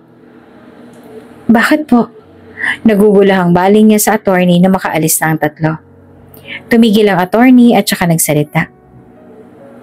May dahilan ng ama mo, kaya niya ginawa ang lahat ng to. Hindi naman maintindihan ni Arnold ang ama kahit pa sabihin ng attorney na may dahilan nito. Ayaw niyang dahil lamang sa pamana na iyon ay magkakasira-sira sila. Ngayon niya na nga lang nakilala ang mga kapatid ay mangyayari pa ang ganito. Habang nagtatrabaho si Arnold ay biglang nag-ring ang phone niya. Nang makita si Arman lang pala ay kaagad niyang pinatay ang tawag at ibinalik sa bulsa ang phone. Hindi niya na sinagot si Arman simula noong ipatawag siya nito para sa last will ng ama niya. Ayaw niya na makialam sa pera. Gusto niyang mamuhay ng tahimik at walang sigalot. Ayaw niya maging dahilan ng iringan sa kanilang magkakapatid. Ngayon pa lang ay humihingi na siya ng tawad kay Tatay Luciano. Dahil hindi niya matatanggap ang pamana nito. Hanggang sa isang umaga ay bigla na lang niyang napagbuksan ng pinto si Arman. Kung alam niya lang na si Arman lang ito ay sana hindi niya na pinagbuksan pa ito ng pinto. Kaya lang ay napakabastos niya naman kung pagsasarahan niya pa. Tuloy ka. Aniya at ngali-ngaling binuksan ang pinto. Hindi niya sinasagot ang tawag nito kaya heto at personal na siyang pinuntahan. Umikot ang mga mata ni Arman sa paligid. Animoy tinatansya ang mga nakikita sa bahay nila. Kung tungkol ito sa last will ng Tatay Luciano, pasensya na at wala akong balak na tanggapin yan. Pwede niyo naman hatiin na lang yan sa dalawang kapatid ko. Panimula niya. Alam niya naman na iyon talaga ang pinunta ni Arman doon kaya uunahan niya. Bumuntong hininga naman si Arman. Sa tingin ko hindi mo naiintindihan ang totoong balak ng ama mo. Kaya sinabi mo yan ngayon, Arnold. Kumunot ang noon niya. Hindi ko talaga maintindihan. Hindi ko maintindihan kung bakit kailangan sa akin iwanan lahat ng pamana ni Tatay Luciano. Kung nandyan naman ang mga kapatid ko. Nagagalit sila sa akin ngayon at hindi ko kaya yon. Mga anak din sila ni Tatay Luciano. May karapatan din sila sa anumang makukuha ko. Kalaunan ay biglang umiti si Arman at napapailing. Ngayon ko naintindihan kung bakit ikaw ang napili para maging tagapagmana ng lahat ng ari-arian. Dahil hindi ka katulad sa mga kapatid mo. Malayong malayo ka sa mga iyon. Ani Arman. Napaawang naman ang bibig niya habang nakatitig kay Arman. Gahaman sa yaman ng mga kapatid mo. Hindi sila marunong humawak ng pera at hindi sila seryoso sa buhay. Gusto ng ama mo na disiplinahin mo sila. Dahil hindi na magagawa ni Luciano iyon. Kaya umaasa siyang ikaw ang makakagawa nun. May iniwang pamana si Luciano para sa mga kapatid mo, kaya huwag ka mag-alala. Kailangan lang muna nilang magtino bago nila yon makuha. Paliwanag ni Arman. Parang nabunutan naman siya ng tinik sa lalamunan nang marinig iyon. Iyon naman palang dahilan ng ama niya. Nagsisi tuloy siyang hindi niya napakinggan iyon at ilang beses niyang inignora si Arman. Pumayag siya sa gusto nito at sumama kay Arman. Sumama siya sa mansyon ni Tatay Luciano. Pinuntahan nila lahat ng mga properties ng ama. Ngayong siya nang may hawak ng pinakamalaking halaga mula sa pamana ng ama, ay magagawa niyang lahat ng naisin. Pinaranas ni Arman sa kanyang mabuhay ng marangya sa loob ng isang buwan. Nakasakay siya sa cruise ship, yate, at maging private plane, patungo sa ibang bansa. Pero hindi pa rin kayang yakapin ang ganoong buhay. Hinahanap pa rin ng katawan niya ang mabuhay ng simple. Iyong kinalakihan niyang buhay na hindi niya kayang iwan. Nasa isang magarang condo unit siya habang nakatanaw sa mga ilaw sa baba. Ang city lights at mga engranding gusali na tanaw sa kung saan man siya nakatayo ngayon. Ito ang punto sa buhay niya na hindi niya naman kailanman pinangarap. Ni hindi minsan sumagi sa isip niyang hahawak siya ng ganitong kalaking properties. Ang pangarap niya lang naman ay makabayad sa utang at gumaling ang kanyang ina. Tsaka yung makakain sila ng kanyang ina ng 3 beses sa isang araw. Tsaka yung buong pamilya niya. Yung walang awayan, walang inggitan, yung masaya lang. Is ka lang, di ka ba makatulog? Napalingon siya nang may nagsalita. Nalingonan niya si Arman, nakakarating lamang. May edad na si Arman at may inuuwian nitong pamilya. Ilang taon na nga palang anak mo? Usisa niya. Natigilan si Arman sa akmang pagpasok sa kitchen. Ay, yung panganay nag-aaral pa ng teacher. Nasa edad 20 anyos na yon. Yung bunso ko naman ay high school pa lang. Nasa edad 15 naman. Pero yung bunso ko, magiging businesswoman yon katulad ng ama mo. Idol niya yun eh. Ngumiti naman si Arman na animo ay nangarap para sa anak nito. Halatang proud na proud ito sa mga anak nito. Naaalala niya pa ang sinabi ni Tatay Luciano sa sulat nito sa kanya. Binili nito sa kanya kapag nagkaroon na siya ng pamilya, ay ibuhos niya ang lahat ng pagmamahal niya sa pamilya niya. Ganoon nga ang ginawa ni Arman sa pamilya nito. Kabaligtaran kay Tatay Luciano. Masyado itong sinubsob ang sarili sa pagtatrabaho at halos wala ng oras para sa sarili, lalo na sa pamilya. Napangiti naman siya sa mga naikwento ni Arman. Kakaiba ang kislap sa mga mata nito tuwing pag-uusapan ng tungkol sa asawa at mga anak nito. Ganitong pagmamahal ang sinasabi ng kanyang ama. Ano kayang iniisip ng ama niya sa tuwing maririnig nito ang magandang kwento ni Arman tungkol sa pamilya nito? Nalulungkot kaya ito dahil pakiramdam nito, hindi ito naging mabuting ama sa kanilang mga kapatid niya? Pakiramdam ng ama niya, malaking pagkukulang nito sa kanila. Kung buhay lang sana ito ay paulit-ulit niyang sasabihin dito na hindi ito naging masamang ama, na ginawa nito ang lahat para hindi maghirap ang mga anak nito balang araw. Na malaki rin ang sinakripisyo nito, hindi man ito mapakita ang pagmamahal na nais makita ng pamilya nito. Dahil kahit siya ay hindi nagalit sa ama niya. Sino ba siya para gawin yon? Hindi niya naman alam ang totoong nangyari. Dahil doon ay naisip niyang sagutin na ang pag-aaral ng anak ni Arman, lalo na ang soon-to-be businesswoman nito. Sobrang tuwa ni Arman nang malaman iyon. Inaasahan na nilang magmamatigas ang mga kapatid ni Arnold. Hindi na sila nagulat nang bigla na lang nilang nalaman na kinasuhan ng mga kapatid si Arnold. Dumalo si Arnold kasamang pinagkakatiwalaan at magaling na abogado ng ama. Matapos ang paglilitis ay lumabas na bigo ang mga kapatid ni Arnold. Bakas ang iritasyon sa mukha ni Carlos at Bernard nang balingan siya. "Hoy, ikaw!" Tawag ni Carlos kay Arnold pagkalabas ng korte. Napatigil naman si Arnold at pinalingan si Carlos na halatang may kayabangan pa na nakatingin kay Arnold. Si Bernard naman ay nasa likuran lang ng kapatid at taga-suporta lang sa kung ano mang maging desisyon ni Carlos. "Ano bang pinakain mo sa ama namin para gawin niya yan sa amin? Bakit sa'yo napunta lahat? Bastardo ka lang naman. Kami ang totoong mga anak. Anong karapatan mo sa last will ng ama namin?" Iritadong bulalas ni Carlos. "Huwag mo nang pansinin," ani Arman. Halata kasing gusto lang nito ng gulo para kapag kumasa siya ay masisira siya. Kaya lang hindi naman siya ganoon. Gusto niya makausap ng matino at malumanay ngayon ang mga kapatid niya ay wala na iyong magagawa. Galit na galit ito at tiyak na hindi siya pakikinggan ng mga ito. "Talaga ngayon ka pa nagpakilala matapos mo malaman na mayaman palang ama namin. Tsaka ka dumikit-dikit sa kanya para sa'yo ipamana ang lahat-lahat. Ang galing, diba? Nangyari na ang gusto mo. Congrats!" Patawa-tawa pang sabi ni Carlos.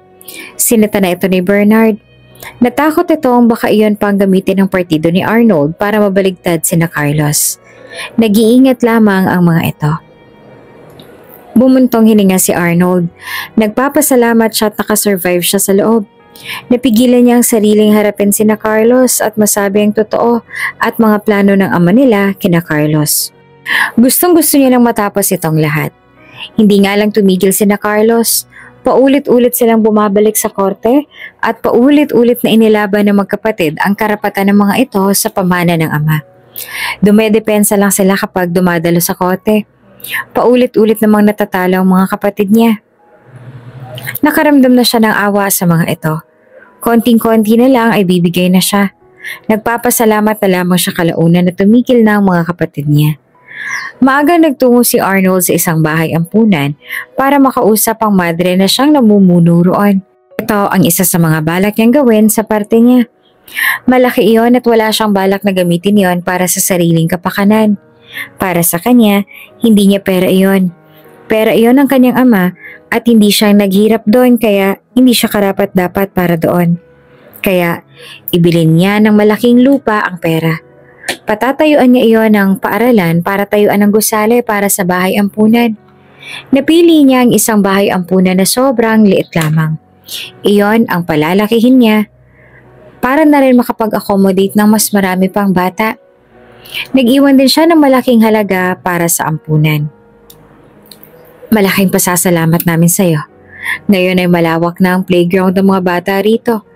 Hindi tulad noon na maliit pa lang ang pwesto namin," ani ng madre na kumausap sa kanya. Ayaw niya maging katulad niyang mga bata roon. Dati, naghirap sila ng kanyang ina at halos walang mapuntahan. Ang bahay ampunan ang siyang magiging tahanan ng napakaraming bata roon. Deserve rin naman ng mga ito makapag-aral. Kaya ang itinayo niya ay elementarya hanggang high school. Nandoon ang mga bagong teachers na pwede makapagturo sa paaralan na yon. Pagkatapos niya sa ampunan ay binuhos niya naman ang lahat ng kahuli-hulihang pera sa pagpapagawa ng mga high-end na nursing home. Ang dating nursing home na pinagtatrabahuhan niya ay binili niya at kinonvert ito into a high-end na nursing home. Malawak na lupain ang binili niya para may mapagtaniman ng maraming puno sa likod ng building. Dapat makaramdam ng kaginhawaan ng mga matatandang naroon para hindi naman makaramdam ng pagka-homesick ang mga ito. Tinawag niyang Lucianos ang nursing home na itatayo niya. Hindi sa pangalan niya nakarehistro ang nursing home, kundi sa namayapang ama. Pinondohan niya ang nursing home. Wala siyang hahawakang kahit konting kusing mula sa pera na iniwan ni Tatay Luciano. Kailangan niyang ibalik ang lahat ng ibinigay nito. Kung nabubuhay ito, ay tiyak na ipipilit na matanda na tanggapin iyon at huwag tatanggihan. Kaya ngayon pa lamang ay hihingi na siya ng tawad sa matanda dahil hindi niya yan tatanggapin. Napag-alaman niyang nakatira lang sa isang paupahan sina Arman, kaya ang kondo ay iniwan niya sa pamilya nito. Sobra-sobrang binigay mo sa amin, iho. Kaya sa pagkakataong to, ay tatanggihan ko ng kondo mo. Malapit na kaming makabili ng bago naming bahay. Tama na yun. Tinulungan mo ng mga anak ko makapagtapos. Kapag naisipan mong bumalik ay bukas pa rin ang kondo na to para maging tuluyan mo. Nakangiting wika naman ni Arman. Kung gayon, ay iyon na lang maiiwan sa kanya. Titira sina Arman doon ngunit ibabalik lang din kapag nakaluwag-luwag na ito at nakabili na ng bagong bahay. Matapos magtungo ng ama niya sa probinsya at piniling doon manirahan, ay ipinasa ng ama niya si Arman sa kaibigang abogado bilang tauhan nito. Ilang taon na itong nagsilbi sa abogadong iyon, kaya ngayon ay hindi siya mag-aalala kung balang araw ay iwan niya ang lalaki dahil alam niyang may mapupuntahan ito. Malaking pasasalamat niya dito. Ito ang gumawa ng lahat ng paraan para makarating siya sa parting ito. Sinunod nito ang lahat ng kagustuhan ng ama kahit na nasa kabilang mundo na ang kanyang ama. Hindi lamang isang tauhan si Arman kundi parang kapamilya at kaibigan na rin ang kanyang ama. Isang backpack naman ang dala ni Arnold habang pinagmamasdan ang itsura ng kondo. Iiwan niya ang karangian.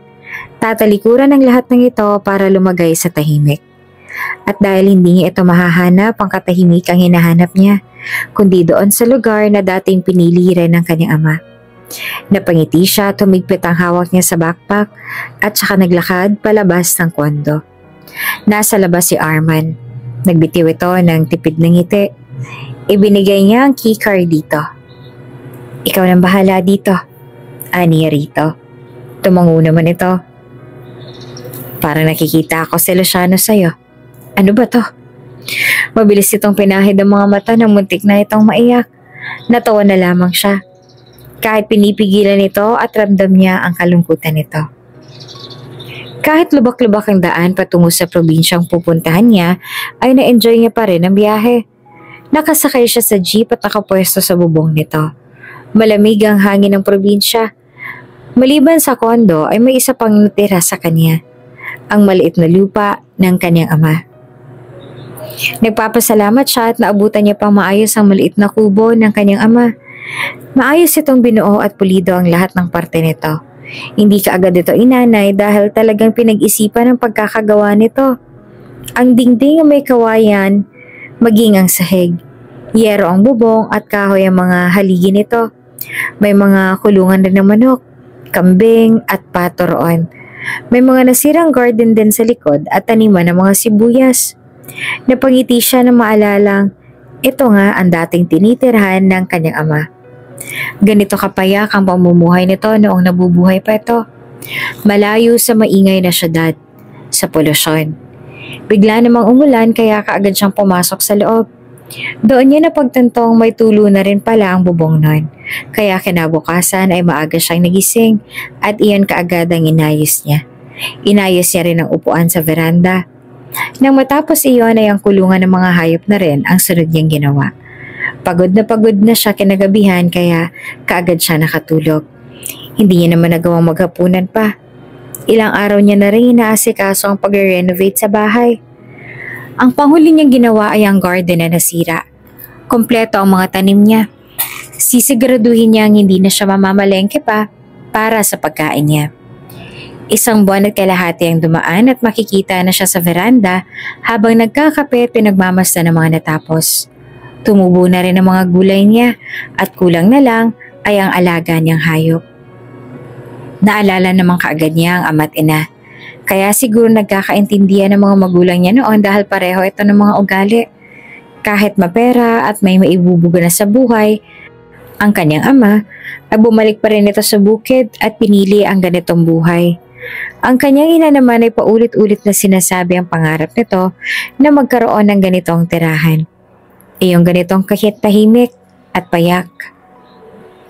Binalik sa kanya ang alaala ng mga magulang ngayong nandito siya. Iingatan ko po itong maliit ninyong lupa tirahan. Marami pa po akong plano rito. Aniya sa kawalan. Iniisip niyang nandoon na ang ama niya at pinapakinggan siya. Kung nasan man ngayon ang mga magulang niya, tiyak niyang payapa ng mga ito. Hindi naman matahimik ang puso ni Carlos ngayong malaki nang nawalang pera sa kanya. Ang pinag-ipunan niyang kotse ay hanggang sa pangarap na lamang dahil lahat ng inipon niya ay napunta sa kaso. Gusto nilang kasuhan ang Arnold na iyon. Gusto nilang mabawi ang perang dapat ay sa kanila. Pero parati naman silang natatalo, kaya nagagalaiti siya. Nasa kondo siya habang pabalik-balik ang lakad niya paraot parito. Maya't maya pa'y dumating si Bernard. Kunot ang noon nito nang magtama ang mga mata nila. Anong sinasabi mong bawasan kong ipon ko? Bakit yung savings ko pa? Bulalas nito pagkapasok nito sa kondo niya. Alam nga naman yung akin lang. Try mo kayang tumulong sa akin ngayon. Hindi naman ako makikinabang dito eh. Ikaw rin, Bernard. Tugon niya. Ni-chat niya kasi ito kanina na gusto niya ito naman na mag-contribute sa pagkakataong yon. Ito naman na magbabayad sa attorney para i-push ang pagkakaso kay Arnold. Para mabawi na nila ang perang iyon. Malaking halaga ang napunta kay Arnold kaya hindi niya kayang manahimik na lang. Oo, pero alam mo namang mahirap ipanalo yan. Nakikita mo namang isa sa pinakamagaling na abogado ng ama natin, di ba? Tsaka, yung last will ng ating ama ang tinututulan natin dito. Hindi basta-basta yun. Paliwanag ni Bernard. Dahil kahit si Bernard ay alangan na talaga sa balak ni Carlos, wala silang ibubuga kung pera ang pag-uusapan. Narinig nila kung gaanong kalaki ang hawak ng bastardo ng kanilang ama. Wala silang laban doon. Bigla na lang umalis si Carlos sa harapan ni Bernard. Iritadong kinuha nito ang susi ng sasakyan sa countertop at kaagad ito nagtungo sa parking lot. Anong balak mo, hoy? Hinabol ni Bernard ang kapatid. Halatang aburido at desperado na ang kapatid. Napilitan siyang sumakay sa sasakyan nito kesa naman sundan niya pa si Bernard. Huli na nang mapagtanto niya ang huminto si Bernard sa gusali kung saan naroon ang abogado ng kanilang ama. Nahintakutan na sinundan niya si Carlos. Sa pagkakataong yon ay hindi niya na magawang suportahan pa ang kapatid. Mali yun. Mapapahamak sila rito. Mahaba-habang hakbang ni Carlos at mabilis na nakarating sa opisina ng abogado. Nag-angat ng tingin sa kanila ang abogado ngunit nagsalita kaagad si Carlos. Baguhin mo ang testamento ng ama namin. Kami ang may mas karapatan sa pera niya. Kami ang legal na anak. At anak lang sa labas ang Arnold na yun. Direktong bulalas ni Carlos sa abogado. Kaagad niyang pinigilan ng kapatid para na itong wala sa sarili. Hindi na nito inisip ang mga sinabi nito. Imbes na magulat ay tila inaasahan na sila ng abogado. Ngumiti ito sa kanila at may kinuhang sobre sa ilalim ng mesa.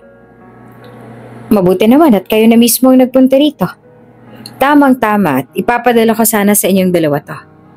Pagkatapos ay nilapag nito ang sobre sa ibabaw ng mesa. Kumunot ang noon ng dalawa. Wala silang ideya kung ano man ang laman ng sobre na yon.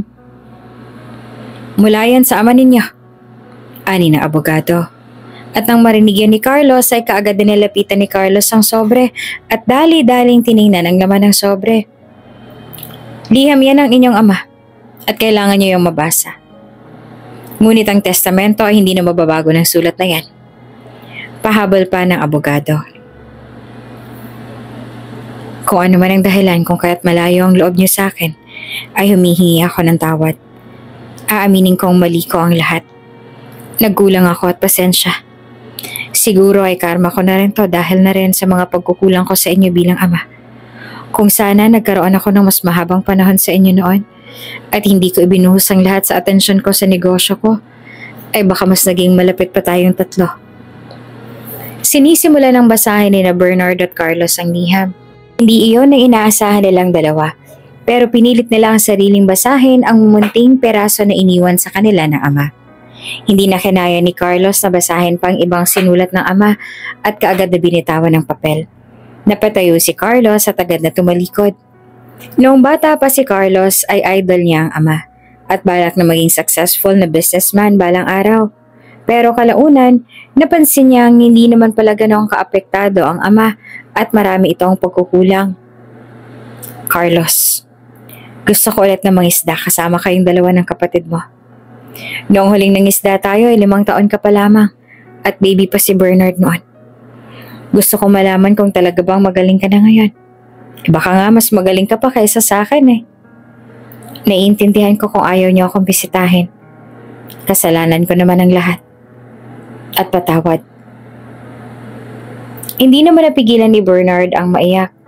Nakatalikod si Carlos pero naririnig pa rin ang pagbabasa ni Bernard dahilan para bumuhos ang mga luha niya. Ikaw nang bahala sa kapatid mo kapag nawala na ako. Magsikap kayo sa buhay. Maging mapagbigay kayo at sana'y mamuhay kayo ng simple. Mahal na mahal ko kayong dalawa. Agad na umalis si Carlos at iniwan ang kapatid. Nagtungo ito sa club at naglasing mag-isa. At imbes na condo unit niya ang unang pinuntahan, ay ang condo kung saan nakatira ang pamilya ni Arman ang pinuntahan niya. Lasing siya, napagbuksan ni Arman. Nasaan ang Arnold na yan? Nasa ibang bansa na ba? Napapasarap na ba siya sa buhay niya ron dalang pera ng ama ko? Lasing niyang turan sa nagulat na si Arman. Kuya, tara na, ano ba? Bigla namang dumating si Bernard.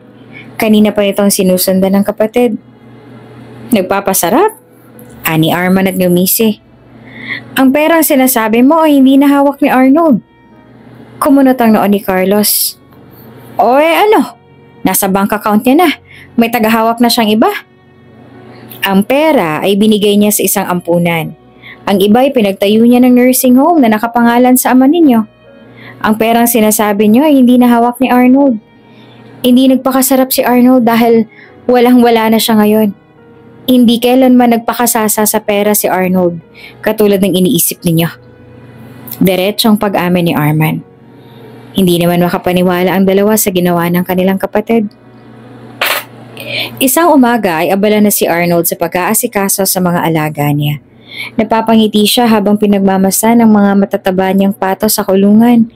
Maging ang mga makukulit niyang kambing na naglalaro sa tabi kahit pa may mga tali ang mga liig nito. Uy, Baday, wag mong kinukulit si Damaso. Sita niya sa kambing niyang makulit. May mga pangalan ng mga kambing niya. Kung hindi lang marami ang pato at manok niya, ay baka nabigyan niya rin ng pangalan ng mga iyon. Sa mga kambing naman siya lumipat para pakainin ng mga tinabas niyang damo sa gubat. Para hindi niya na dinadala sa gubat ang mga kambing, ay siya nang nagdadala ng pagkain ng mga ito. O iyan, kumain ka na. Huwag mo nang kulitin si Damaso para hindi ka na suwagin niyan. Alam mo namang masungit yan eh. Ang hilig-hilig mo talagang mangulit. Aniya na kinakausap si Baday habang binibigyan ng mas maraming damo. Pagkatapos niyang asikasuhin ng mga alaga niya, ay ang garden naman ang pinuntahan niya para diligan. Kaya lang dumating si Aling Tonyang, ang may edad ng babae na nakatira sa unahan nitong bahay niya. Layo-layo kasi ang mga kapitbahay rito. Pero itong si Aling Tonyang ay hindi na nagpupunta sa palengke kundi sa kanyang garden na mamalengke. Ayaw niya nga pa sanang ipagbili ito ng gulay niya dahil marami naman iyon at matanda na si Aling Tonying. Naaawa siya rito. Pero pinipilit nito na sa kanya ang pera nito. Kaya napipilitan siyang tanggapin. Arnold, iho, preskong-presko ang petchay mo ah. Tamang-tama't magsasabaw ako ngayon, darating ang anak kong galing pang Maynila. Samahan mo na rin ng atsal at sibuyas. Nakangiting dinukot kaagad ni Aling Tonyang ang pera sa petaka nito. Nako, ayan na naman po kayo, wag niya na po sanang bayaran, Aling Tonyang. Ayos lang naman po kasing. Hay nako iho, pinaghihirapan mo yan. At hindi ako katulad ng iba dyan na hingi lang ng hingi, no? Mahiya pa naman ako kaya sige na, tanggapin mo na. Pagkatapos ay nilagay pa talaga nito ang pera sa palad niya kaya hindi na siya nakatanggi. Pinagpitas niya na rin ng talong si Aling Tonyang na babayaran pa sana nito pero talagang nagmatigas pa siyang hindi iyon tanggapin. Akmang aalis na si Aling Tonyang nang may dumating na sasakyang sobrang kintab. Isang babaeng may hawak na mabalahibong abaniko ang bumaba sa sasakyan. Magandang hapon ho, aniya sa babae nang makalapit sa koral niyang kawayan ng bahay. Bakas ang pandidiri sa mukha ng babae nang makalapit sa koral. Nagpunta ako rito para tingnan tong lupain na to. Galing pa raw ito sa namayapa akong asawa. Ngayon ay bibilhin ko na to at hindi ka dapat tumanggi. Bibilhin ko ito dahil gusto ko. Direktang sabi ng babae. Natigilan naman siya. Para itong nag-order ng pagkain na gusto agad iserve rito. Hindi niya maintindihan ng babae. Masyado itong mayabang at walang pakundangan. Ibigay mo na kaagad sa akin ang papel nito at kailangan na nating mag-usap sa barangay bukas. Sumipot ka. Kailangan mas maaga ka kesa sa akin dahil ayokong pinaghihintay ako. Alis na ako dahil sobrang nakakadiri dito. Dagdag pa nito sabay takip ng ilong at tumalikod. Pareho sila ni Aling Tonyang na hindi nakapagsalita. Para silang na-estatwa ang dalawa. Napabitiw ng sarkastikong ngisi si Aling Tonyang nang tuluyan ang nakaalis ang babae. Galing bang mental yun? Bulalas ni Aling Tonyang. Hindi naman sumipot si Arnold sa sinabi ng babae. Hindi niya isinaisip ang mga sinabi ng babae. Inisip niyang baka nagkakamali lamang ang babae. Pero isang umaga bigla na lamang dumating ulit ang babae. Galit na galit at may dala na ng mga tauhan. Sino ka ba para tanggihan ako? Sinabi ko na sa'yong ayoko nang pinaghihintay ako. Tapos hindi mo ako sinipot? Alam mo ba kung sino tong dinededma mo? Hindi mo pa ba ako kilala? Tinuro-turo nito ang sarili na animoy kilalang kilala ito ng lahat ng nandoon. Si Aling Tonya nga noong nakaraan ay sinabing hindi naman ito kilala ang babae. Pasensya na po pero hindi ko po ipinagbibili ito. Iniwan po ito ng mama ko. Importante po ito sa akin.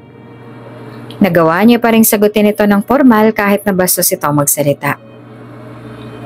May pakialam ba ako sa desisyon mo? Makinig ka sa akin.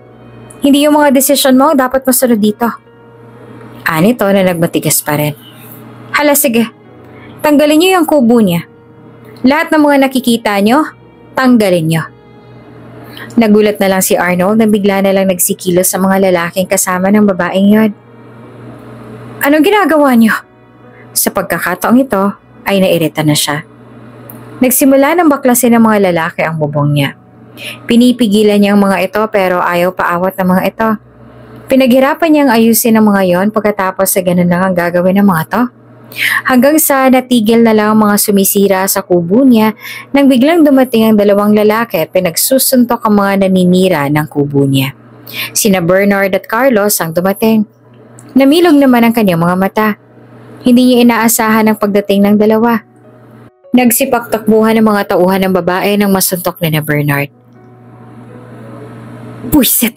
Minsan na nga lang tayo magtungo rito, away naman kaagad ang nadatna natin. Buti nga, naghamit ko rin kahit papaanong natutunan ko sa mixed martial arts. Ani ni Carlos at inayos ang polo. Masyado ka namang mabait, kuya. Minsan lumaban ka rin. Hindi kami parating nasa tabi mo. Ani naman ni Bernard. Kaya lang nakatingin ito sa kanya. Natigilan siya. Tinawag siya ni Bernard na kuya. Ano bang aasahan mo riyan? Sa ating tatlo, yan yung anghel eh. Ngumuso naman si Carlos. Hindi na siya makapagsalita ngayon na sa harapan niya na ang dalawang ito.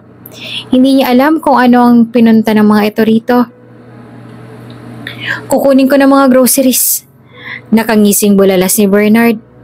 Kagad na nagtungo sa van sa unahan si Bernard para kunin ang sinasabing groceries. Bakit kayo nandito? Gulat niyang wika. Bumuntong hininga naman si Carlos. Alam namin nakakagulat ang pagpunta namin dito. Pero nagpunta lang talaga kami dito para dalhan ka ng groceries at kamustahin ka na rin. Huwag kang mag-alala. Hindi ko lang pinunta namin dito. Napagod na kami sa bagay na yan. Gusto na lang namin na maayos ang lahat sa atin. Para na rin sa ating mga magulang. Kinabukasan ay naikwento ni Bernard ang nalaman mula kay Arman. Akala ni Carlos ay nananaginip lang siya nang marinig niyang wala ng pera si Arnold ngayon. Ayon kay Bernard ay pinili raw ni Arnold na manirahan sa probinsya.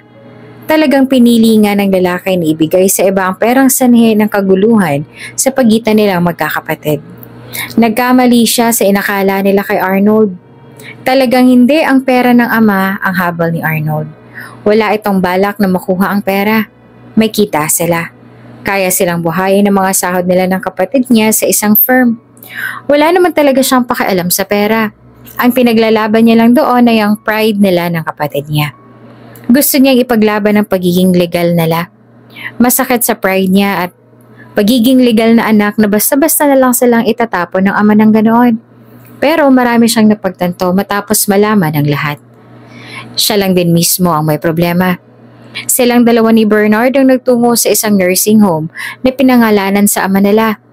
Maayos ang lahat doon at malaki. Mamahalin ng mga kagamitan at mukhang doon ibinuhos ni Arnold ang halos lahat ng parte nito sa nakuha sa ama. At imbes na pangalan nito inirehistro ay sa pangalan pa ng kanilang ama. Iyon ang lugar kung saan binawian ng buhay ang kanilang ama. Binawian nito na wala sila sa tabi nito. Nalaman nilang si Arnold ang nandon at siyang umagapay sa kanilang ama imbes na sila ang gumawa noon. Maraming naitulong si Arnold. Nahihiya sila sa kanilang sarili na nagalit pa sila sa lalaki gayong sila itong mga walang silbi. Dumating lamang sila noong nalaman nilang may pera ang kanilang ama. Mga mukhang pera sila. Nahihiya siya sa sarili niya. Tiningnan niya sina Bernard at Arnold sa sala. Tahimik at payapa sa lugar. Ang kubo ay malamig. Nag-uusap ang dalawa kung papaano aayusin muli ang kubo. Sa pagkakataong yon ay ginawang konkreto ang kalahati ng bahay. Nilakihan niyon at sila ang gumastos niyon. Bumalik muli sila sa bahay ni Arnold, ilang linggo lang ang dumaan. Nakasanayan na nila kalaunan. Minsan ay doon sila natutulog at bumabiyahe pabalik sa syudad kinabukasan para magtrabaho. Hindi na ang club ang kadang linggo nilang pinupuntahan kundi ang tahimik at malamig na probinsyang iyon. Doon niya napagtantong mas magandang mamalagi sa lugar na yon kesa tumambay sa bahay aliwan. Ngayon niya naintindihan ng kanyang ama kung bakit pinili nitong manatili roon. Na-follow up na rin nila ang tungkol sa babaeng nanggulo sa kubo ni Arnold noon.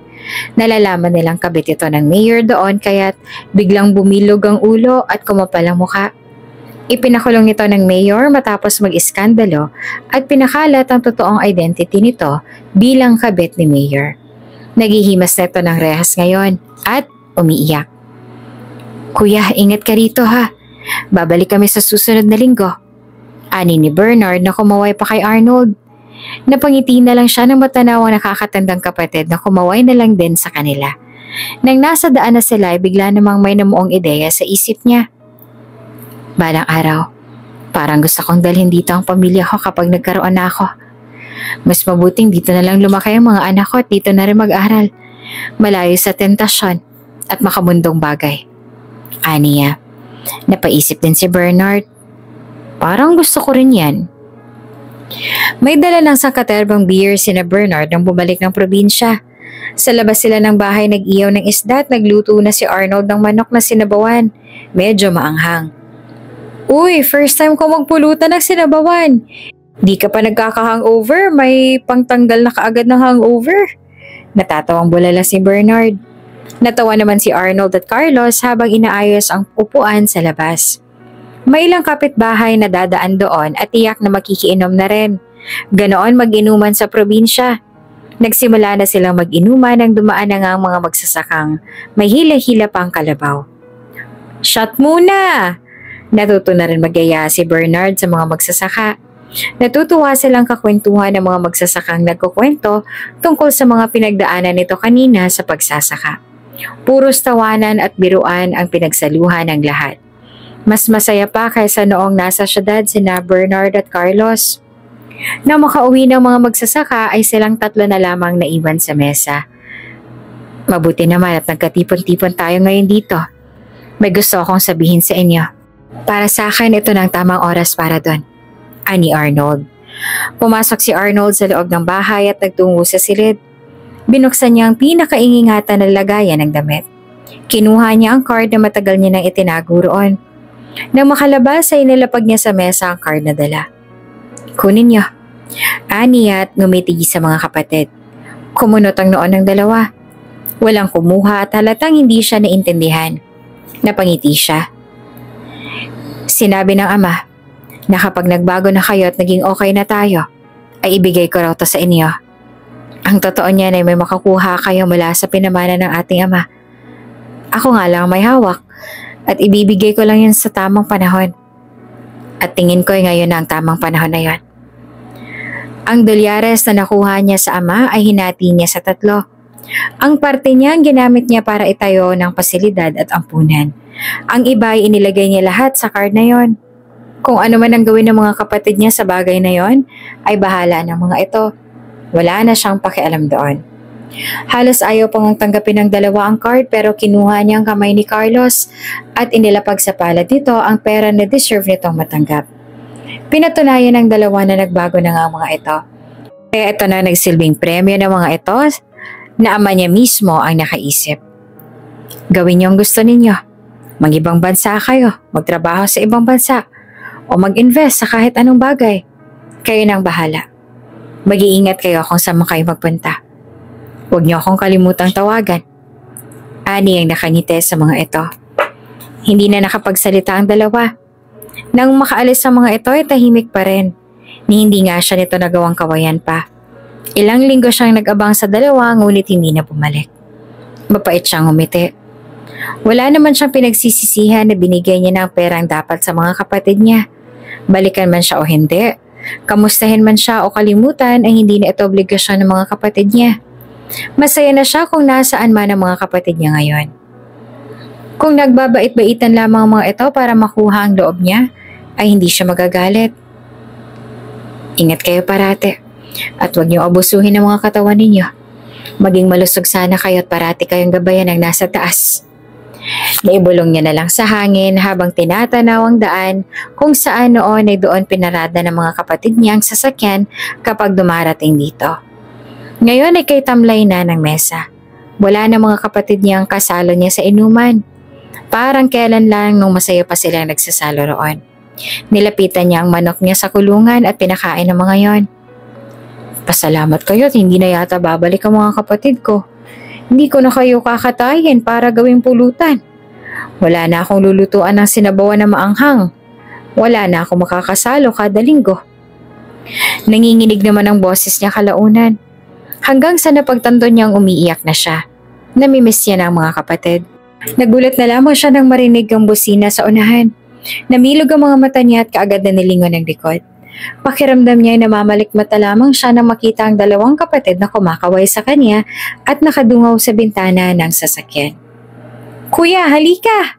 Natatawa pang sigaw ng dalawa. Kaagad naman siyang sumunod at lumapit sa sasakyan. Agad niyang hinawakan ang sasakyan at napagtantong hindi nga siya namamalikmata. Totoong nandito nga ang mga kapatid niya. Pasensya ka na kuya, matagal kami nakabalik dito. Pero may ipapakita kami sa'yo. Sakay ka na! Ani Carlos na malawak ang ngisi. Natatawa at kaagad niyang pinahid ang luha. Kaagad siyang sumakay sa likod nito. Tinahak nila ang malaking coconut farm. Iyon ay ang pagmamayari na mayapang doon. Ang farm ay may sariling oil factory. Na-stop lang ang operation niyon dahil rin sa pagkamatay ng Don. Bigla silang tumigil sa harap ng malaking gate ng factory. Nakapamewang na bumaba si Carlos. Samantalang hindi naman maalis-alis ang nakakalokong ngisi sa labi ni Bernard. Ano sa tingin mo kuya? Anong magandang pangalan sa soon-to-be company nating 3? Ani pa ni Carlos. Hindi naman maintindihan ni Arnold. Hindi pa rin nagsisinkin sa utak niya ang sinabi ng kapatid. Ang binigay mong pera, ininvest namin sa negosyo. Itong malaking lupain kasama ang factory, binili namin. Patatakbuhin natin to at palalakihin.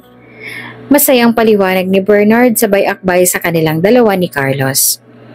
Parang maluluha naman siya at bigla na siyang niyakap ng dalawang kapatid. Akala niya ay iniwan na siya ng mga ito at saka kinalimutan. Pero heto ang dalawa niyang kapatid at binalikan siya para sorpresahin ng ganito. Hay nako, walang iyakin sa lahi natin kaya tumigil ka na kuya. Bigyan mo na nga ng pangalan tong factory natin at baka pangalanan ko yan ng virgin coconut oil. Sige kayo. Banta pa ni Carlos. Nagtawanan naman silang 3. Matapos sumupa ang tawanan ay tumingala siya at pinagmasa ng malaking factory. Matatayog ang pader na iyon.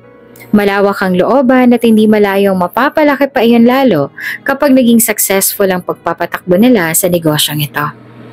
Ano pa at naging anak sila ng successful businessman na si Luciano. Magagawa rin nila iyon at ito na ang simula ng lahat. May matatawag na rin silang kanila. silang tatlo ng kapatid niya. Huminga siya ng malalim bago nagsalita. Tatawagin natin tong BCA Oil Company. Aniya sa wakas. Napatango-tango ang dalawa. Halatang gets na nito kung bakit iyon ang napili niya. Sa huli ay magkaakbay silang pinagmasdan ang factory. Kung bago ka pa lang sa channel na ito, Ate Jane TV, huwag kalimutang pindutin ang notification bell and subscribe button. Sana po hindi naman malaking abala sa inyo ang pagpindot ng subscribe button dahil ang kapalit po nito ay ang pagsuporta para makapag-produce ng mga libreng stories sa mga channels ni Ate Jane. Maraming salamat!